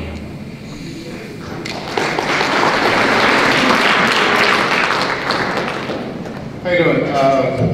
My name is Michael Watkins. I work where I work. I live at 70 Holly Cove in Mount Laurel. And I guess some of my questions have been answered. And I'm just asking really because I happen to work in the nonprofit industry. So, this is kind of what I think about pertinent questions. Pardon me though if I have not been here to understand all the dynamics of what's going on here. But I think the clerk you were alluding to the not having a firm number of what is required to bring this facility back on board. Is that correct? That you're not sure where that number lies? It's hard to give a firm number. Can you give me a range? It depends on how many animals are at the facility, the type of vet care that would need, also the number of employees, part-time, full-time, what health. I can't speak to what health insurance would cost for another agency. I can only speak to what it would cost for the township to give health insurance to full-time employees. So it's hard to give a solid number without knowing those details of the proposal. Okay, so if you were to tell me, if I were to ask you when the facility closed, how many animals, how many staff, if you have all that information in a granular manner, would you We did ask the Discovery Museum for that, and they said that it was $500,000 yearly to run Paws Farm, and they were about $100,000 short yearly. When we met with them, they told us they took a $300,000 loan out to pay the deficit over the 3 years. And who's holding that note? Her name was Rory. She's the owner of Discovery. Okay, so it's on the owner, it's not on the actual land. So, in other words, would I be understanding correctly that if the operating cost of this farm was $500,000 a year, and let's just say I walk home and on my way I find a pot of gold that has $1 million in it, could the facility open tomorrow? again, the question would be, is there an organization there to run it? The Discovery Museum is certainly not going to be that organization. I wasn't mentioning that. I think I said in the beginning that I work in the nonprofit industry, so part of my job on a day-to-day basis is knowing, asking people for money. I know what the money is. It's just a matter of questions. The question is, how do you ask and how much do you need? So my question to you is, if it's a $500,000 operating budget based on whatever the amount of employees, animals, what have you, and somehow someone just walked in and said, hey, I got $1 million to give to this Paws Farm, could it be open tomorrow? Would it be Monday? If the 501c3 that submitted the proposal, absolutely. If the 501c3 that submitted the proposal says they have a pledge from you for $1 million, that's going to go a long way in making that proposal look nice. Okay, and at that point, that 501c3 would operate this farm. Does the township have any requirements as far as, in part because I don't really know much about it, I just read this on Facebook a few days ago, so I'm not all up to speed, but are you having any requirements of this 501c3 liable or answerable to this committee or this board? I'm having trouble hearing your question. I said, if this nonprofit were to take on this project, would they have to answer to you or anyone on the township or your board? No, there would be some kind of a lease agreement between the township and that entity, and based on whatever we build into the RFP, I'm sure there's going to be some more oversight, certainly more than there was for the Discovery Museum. Just so we know, and we're not blindsided when somebody calls us and says, hey, we're closing the door in 2 weeks. So we certainly have those kind of oversight things in there, but as far as the day-to-day, again, the town's not in the day-to-day business of operating Paws Farms. So this would strictly be the oversight and responsibility of the management of whomever's navigating this organization going forward. Is that my correct in my understanding? That is certainly the yes. Okay, great. Thanks for your time. Michael, actually, not Mike. Hello. Hi, how you doing? How are you? I'm wonderful. Where do you live? I'm not Laurel. I'm following you home for that pot of gold. Good luck.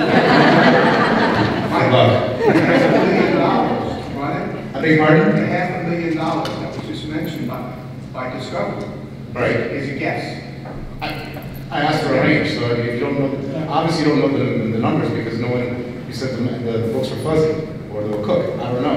You just came up with a number. Yeah. Okay, so if I walked and gave the number, we did forensic accounting to understand where the money has been misappropriated or how it has been spent. I mean, I would think that would be the first place you would start, but I'm not an accountant. Exactly. Yeah, so that would be where I would start, so that whether or not an RFP comes for $500,000, $1 million, or whatever that number is, at least you know exactly, you're hitting the target. Yeah. Okay? Right on. All right, great. Thanks for your time. Those are the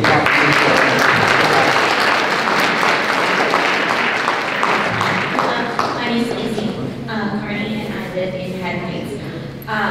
My mother has worked at Paws Farm for 15 years. It would be 16 in May as their educator, and I promised I would not upset her, so I'm going to stay strong in what I say. Also, I want to let you know that in this line that we waited, we both calmed down because I think if we had arrived at the mic when we first got in line, we probably wouldn't have been as composed, so I'm glad we had that time to calm ourselves. And I want to thank you all for all of your responses that you've given us so far and the things that you've heard, and hopefully that you are listening to your community as well as people not in the community of Mount Laurel who love Paws, and it's something very meaningful to them. I do have a question, and I'm going to use your metaphor of marriage. If you are married to your spouse and you know that your spouse is unwell and unfit to do their job or to take care of something, how often do you check on that spouse, or do you just let them be unwell?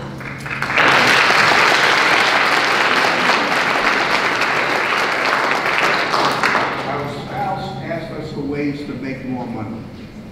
As I noted hour ago, they asked us to pass an ordinance so they can have adult parties and make extra money.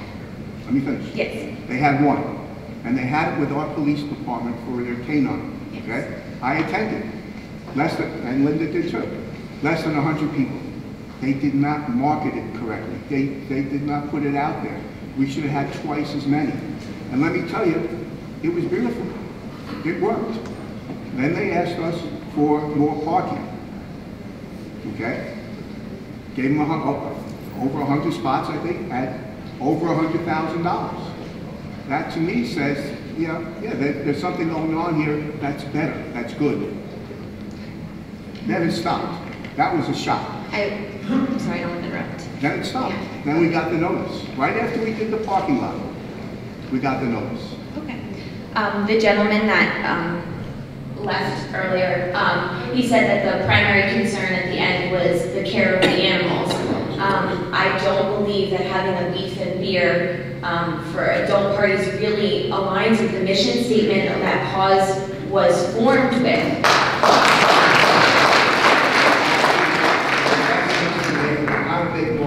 I understand that, and I'm not. You couldn't say no.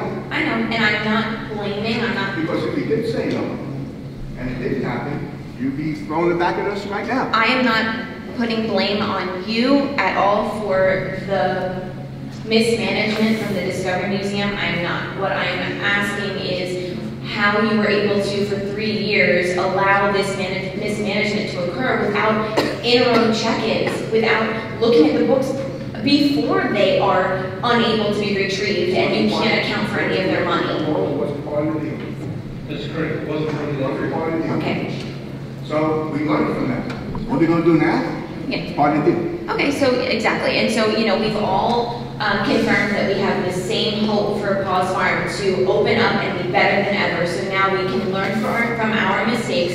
And I hope that you know you have the community support. And I also hope that you know that the mission statement of Paws needs to be intact and protected. And the next people that come to manage Paws, if you want the organization to do well, please be involved with that as well.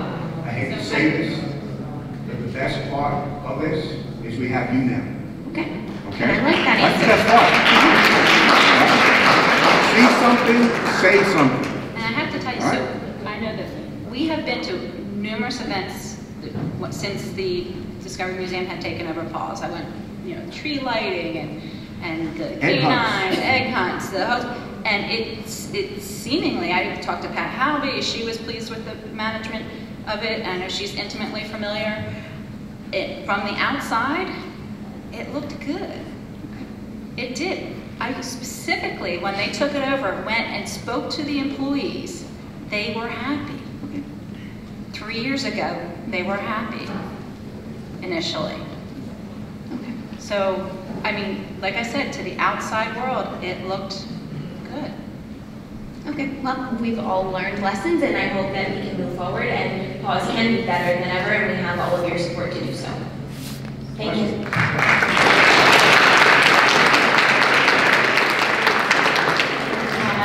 Lynn Renzer, that was my daughter, so she said almost everything I would want to say. I just have a couple things I have to say that I thank all of you, and I really do hope that you really, really do mean what you say, that you really do want to help see it come back together. I've been there, like my daughter said, almost 16 years. I've done all the education classes, worked with many wonderful, wonderful teachers that worked there when I came, and along the way, and we had such a partnership with Mount Laurel, and did the third grade programs where every school came and spent half the day with us, and we worked with the teachers with the curriculum. We used to go to all the kindergartners, and we do Pet Responsibility, and we do that every January. We had, like Pat said, we used to have that thing where we did that environmental thing at Trotters Crossing, I think it was called, and took kids out and did nature hikes and all of that. When I started at Paws, we had a mission statement, and that statement was, and thank heavens for the tweets, that we were a resource for the community, that we were a nature center that provided education for children, and more so than ever today, I think I'm more teaching adults than I am kids, because the parents have no clue what's going on anyway, about animals, how to live respectfully with them, how to take care of the environment, how to enjoy it and appreciate it, and enjoy the outdoors. The minute the Discovery Museum took us over, that went out the window. And like she used to say, you know, I'd love to run it the way you used to run it, but we need to make money. Okay, I realize that we can't always be running fiscally in the red. And so, Meredith, I remember when you came and told us one by one what was going to happen. And I said, first, like my head was spinning, and I said, is this a good thing? And you said, yeah, absolutely it is. Because now you won't have the constraints of all the things that you couldn't do because you were owned by the township. You can do the pony races or whatever rides and that kind of stuff. And so, you know, I kind of came out of that and thought, okay, they're going to save us, and then it's still going to be wonderful, but we're going to be able to have that beef beer, even though I didn't like the sound of that. Because to me, that's not very wholesome. But you know what? If it raised enough money and the people, my concern was that some of those people would drink too much and try to get on the West Highland cattle, which we have had happen before. You know, to me, alcohol and animals, and it just doesn't mix. But at any rate, if it had made some money, you're right, and it did very poorly. But I will tell you, when they took us over, we were closed the first 2 months because they had to do everything over. Within, I'd say 6 weeks, the pipes had burst in the apartment on the side. Judy and I both said to Kelly, you have to keep the heat on the apartment there because the pipes will freeze. No, we don't have to do that. Pipes froze. So she had a big bill that she had to fix that, which we're still home in the floor where it was never properly, fixed. The next thing was, we had a new cash register that you had gotten for us. It had a button for every single thing, whether it was a membership, whether it was someone made a donation, and people came in all the time and gave us donations. If someone bought something in the gift store, if you were a member or if you were a resident, you got one rate. If you were a child, you got a different. Before we ever opened, we had another brand new cash register. You know how many buttons they used on it? One. No matter what person came in and bought anything, it was hit on that one button. And I said, how are we a nonprofit? Because I know going in the past how well that has to be documented, every single cent that comes in. And there was like, don't worry about it, Lynn, that's not your job. So right there, that was the beginning of knowing that things were not what they appeared to be. And believe me, that is the tip of the iceberg of what we have all had to watch and be told that we were not allowed to say anything. How they made those kids in the front sell those memberships to people up until the day that they closed, knowing that they were not going to open. So that's the kind of person that we have had to deal with for 3 years. And I will tell you, we would have little meetings, and she would always be here to run them. And every now and then I'd say, you don't always have to put it out there that we're doing great, we're better than ever, whatever. She didn't want to hear that. That was her persona and her ego of how she wanted to appear to the public. She wasn't going to ask for anything or let them know that she was not doing well. She asked for us to make up a donation list, and we put all the things that we desperately needed. They crossed off 75% of them because they said, no, that would look like we're too needy. So this was the kind of person that was running Paws. So when you look at the books and say, that it cost $500,000 to run Paws every year or whatever, it said, trust me, that's all made up. Yeah, don't look at that and go by that, because believe me, they made up whatever they wanted to make up. It's not truthful. I can't thank you enough for listening to everybody tonight. I hope we can all all come together and make that the most wonderful place that it has been. And there is a reason why there are parents and grandparents that were like upset because they knew of the good times that they had there. Yeah, it isn't all high-tech and whatever, but it's nice to have a place that you can go back to that is serene and isn't all, you know, technology, maybe it is. And I hope we can all work together and bring it back together. Thank you so much.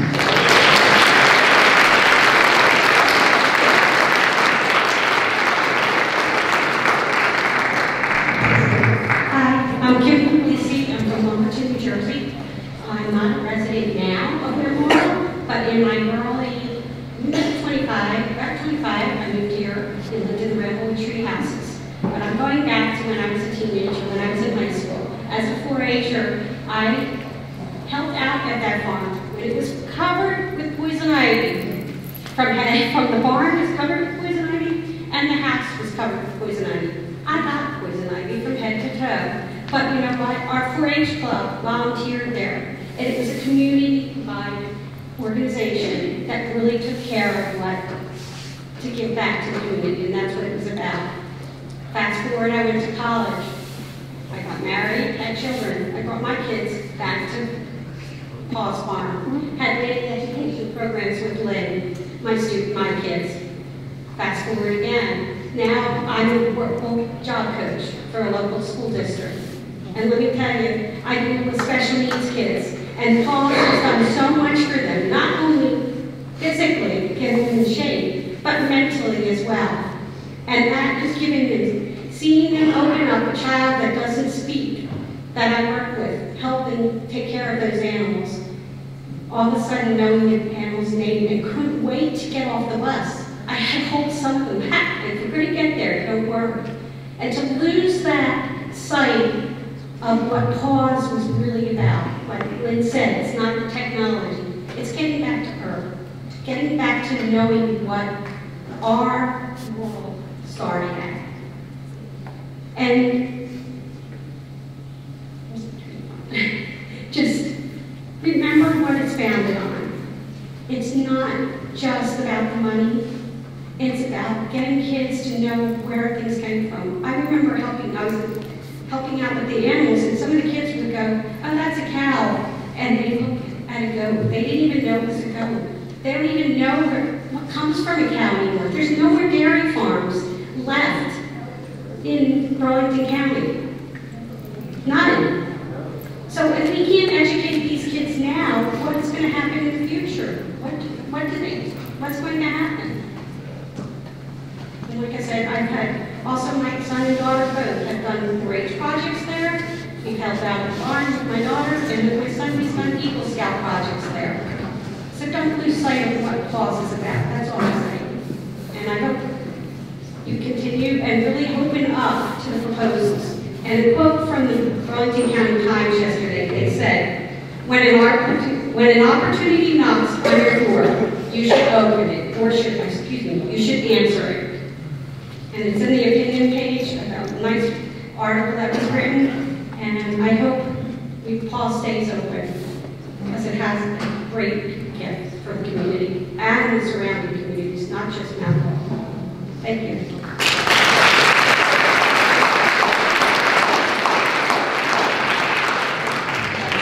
I came up listening, and I have one question, and I'm going to thank $1 Million my husband Colin, who made the comment, and then I heard the responses, and I'd like to know. I'm sorry. I said I was commenting based on $1 Million Mike's comments. Just say your name again. Oh, Danielle, I'm sorry, from Con Everport. My question has to do with the RFP, and some of the things that you guys have said, I'm a little confused.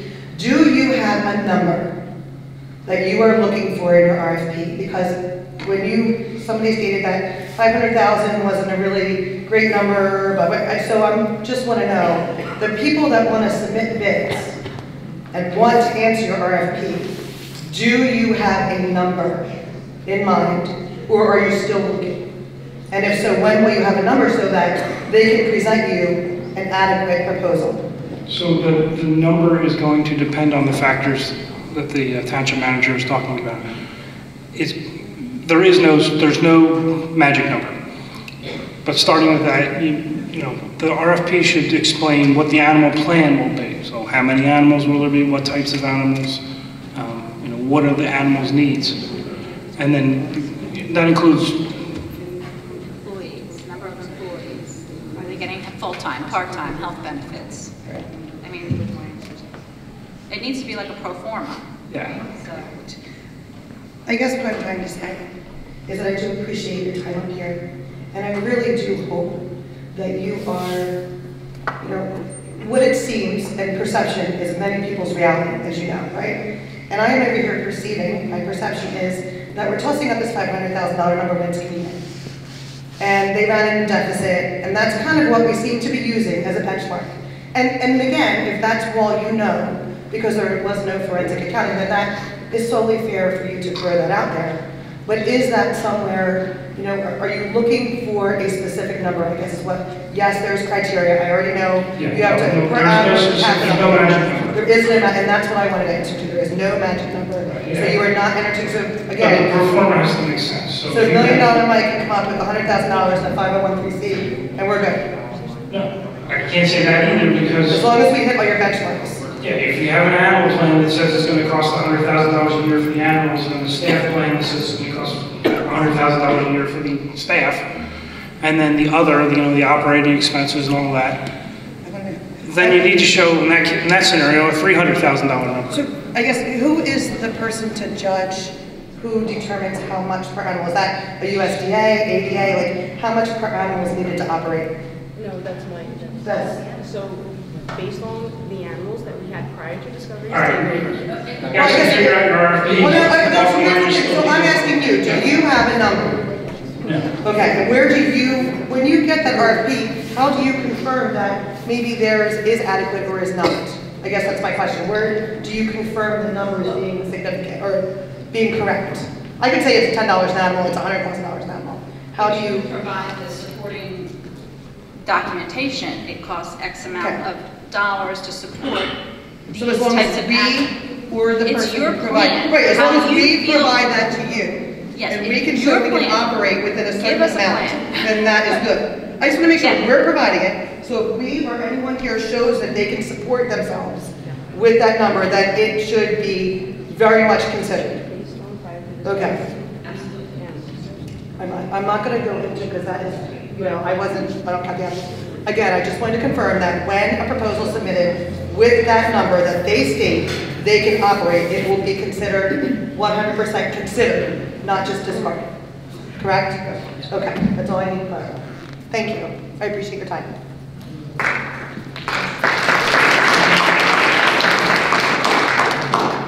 Good evening, my name is Haley Kolash, I'm from Malenko. So I just want to say thank you not only to the town council, but to everyone else for coming out tonight. As a proud member of 4-H and the FFA, for those of you that don't know what FFA is, it used to stand for Future Farmers of America.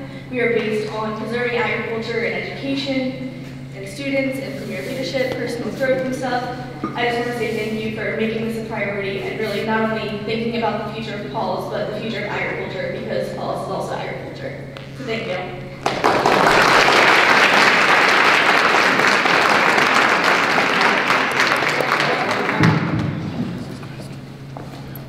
Will the new RFP have a number that you think is correct for the amount of animals for the site? Because quite frankly, it was grossly overpopulated at the end. That number should have never been.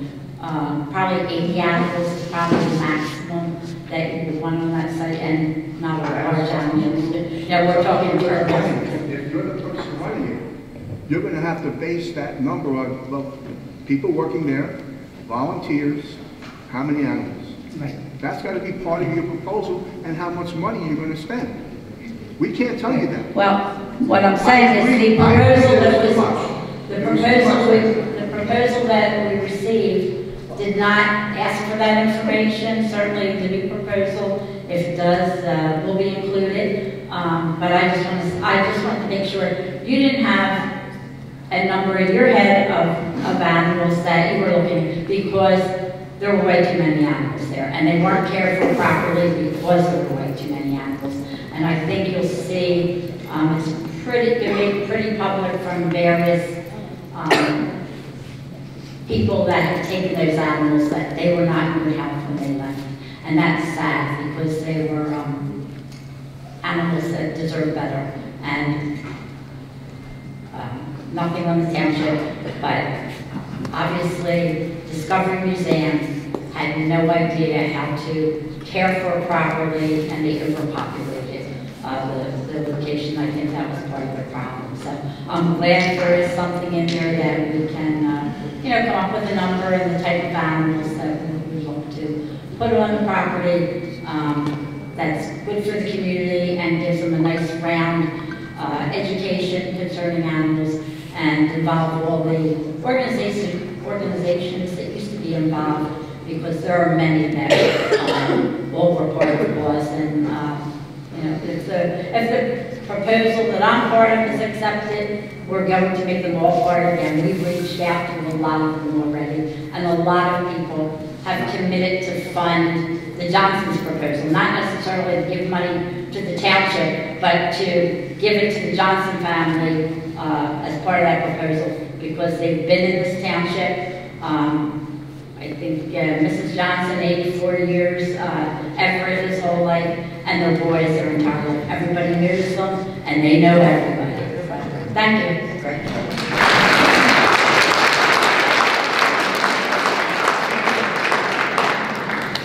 Anyone else? Okay, I'm going to close the public portion. And time for closing comments. Meredith. Just a reminder that the census cards will be coming out soon, and once you receive your logon and your password, it will all be done, the 2020 census online. The county would really prefer if everybody could participate. If anyone needs access to a computer, the library and the township would be more than willing to provide that, or assistance if anyone has any questions or needs help. Thank you. Councilman, George. I think I've probably said enough tonight. Okay. I think I'm good. Good. Councilman Pritchard. I want to thank everyone for coming out. I want to thank all the supporters of Paws Farms for coming out and speaking. This is Councilman Stanley, myself. Sorry, I just want to, again, I want to thank all the supporters of Paws Farms coming out. This is Councilman Stedlick and myself, second year on council, and we've learned so much. And what we heard, and we want to thank you all for coming out again, what we heard, that we will do better in communicating with our residents in Mount Laurel. That's for sure. We definitely do better with communication. And I definitely want to remind everybody, March 23rd, the budget presentation will be on the budget, so please come out and continue to come to these meetings. Let us know how we're doing. Thank you.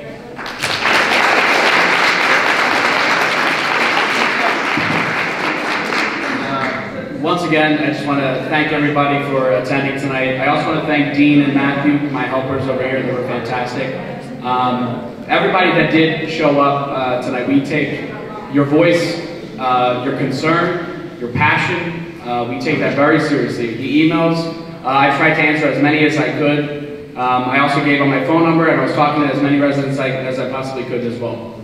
I appreciate the members of the community that came up and understood that this was a difficult situation. I understand it was a difficult situation for you, and I do appreciate you all understanding that it was a difficult situation for us as well. The negligence for Discovery is appalling, plain and simple. It was appalling for the employees who, a 17, 18-year-old had to admit that their checks were being bounced, and it was appalling for the individuals.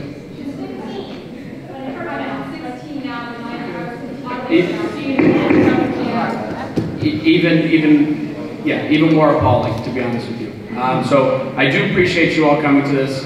As I said, whenever your meeting is, I'll be glad to come. I'm going to hop off the stage and come talk to you right afterwards. Please show up for our next council meeting. Again, it's March 23rd. The individuals came to the microphone who talked about the cats, the feral cats situation. Their first initial email did say the 26th, and now their second did say the 23rd. So we're going to figure out which one it actually is, so that that's one of the locations. Yeah. So we're going to have to figure that out as well. But I don't know if that gentleman's still here, but I want to acknowledge him. Thank you again, and drive safe.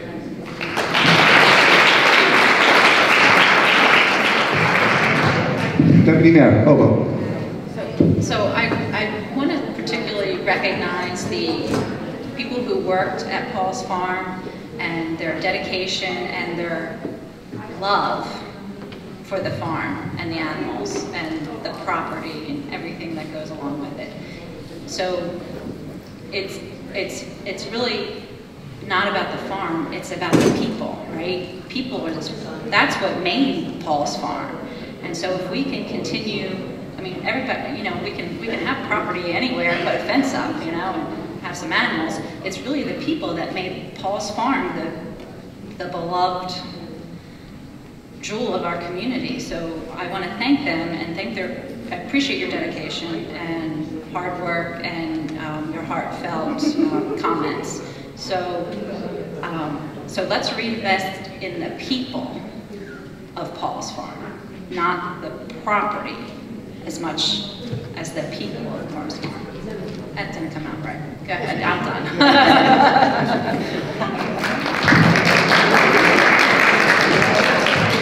First, I would like to thank the Mount Laurel Board of Education for allowing us to have this meeting here tonight. And the kids that sat up with us tonight, the Hartford Council, the lovely young kids that named our new monastery, given a new name. With that, I want to get married again. I want this to happen. This is part of Mount Laurel. What happened tonight is great. This is called public activity. Let us know. And Paws is just one thing going on. We have other issues here in Mount Laurel. As Councilman Stegler said last meeting, this ain't Mayberry no more. We're a legitimate city. We have other problems on the agenda other than Paws Farm. We have traffic. We have traffic issues at Creek Road and 295, 38 and 295, 73 and 295, 38, 73. We're not getting any help from the state or the feds to redo edges and entrances. We need your help in that as well. So please reach out. We need money from the state. This is not over. This will continue. We will be open with it. Councilman Stegler said he would meet with you legally on what you could say and what you can't say about the RFQs, the RFPs. This is going to happen. This is going to happen and be better. But remember, don't hold back. You see something wrong, I don't care who's running it, you got to say something, either to them or to us. See something, say something. Thank you all for coming, and hope to see you on the 23rd. Motion to adjourn. Motion by Deputy Mayor Bobo. Hold on one second, let us finish, please. Please, let us finish.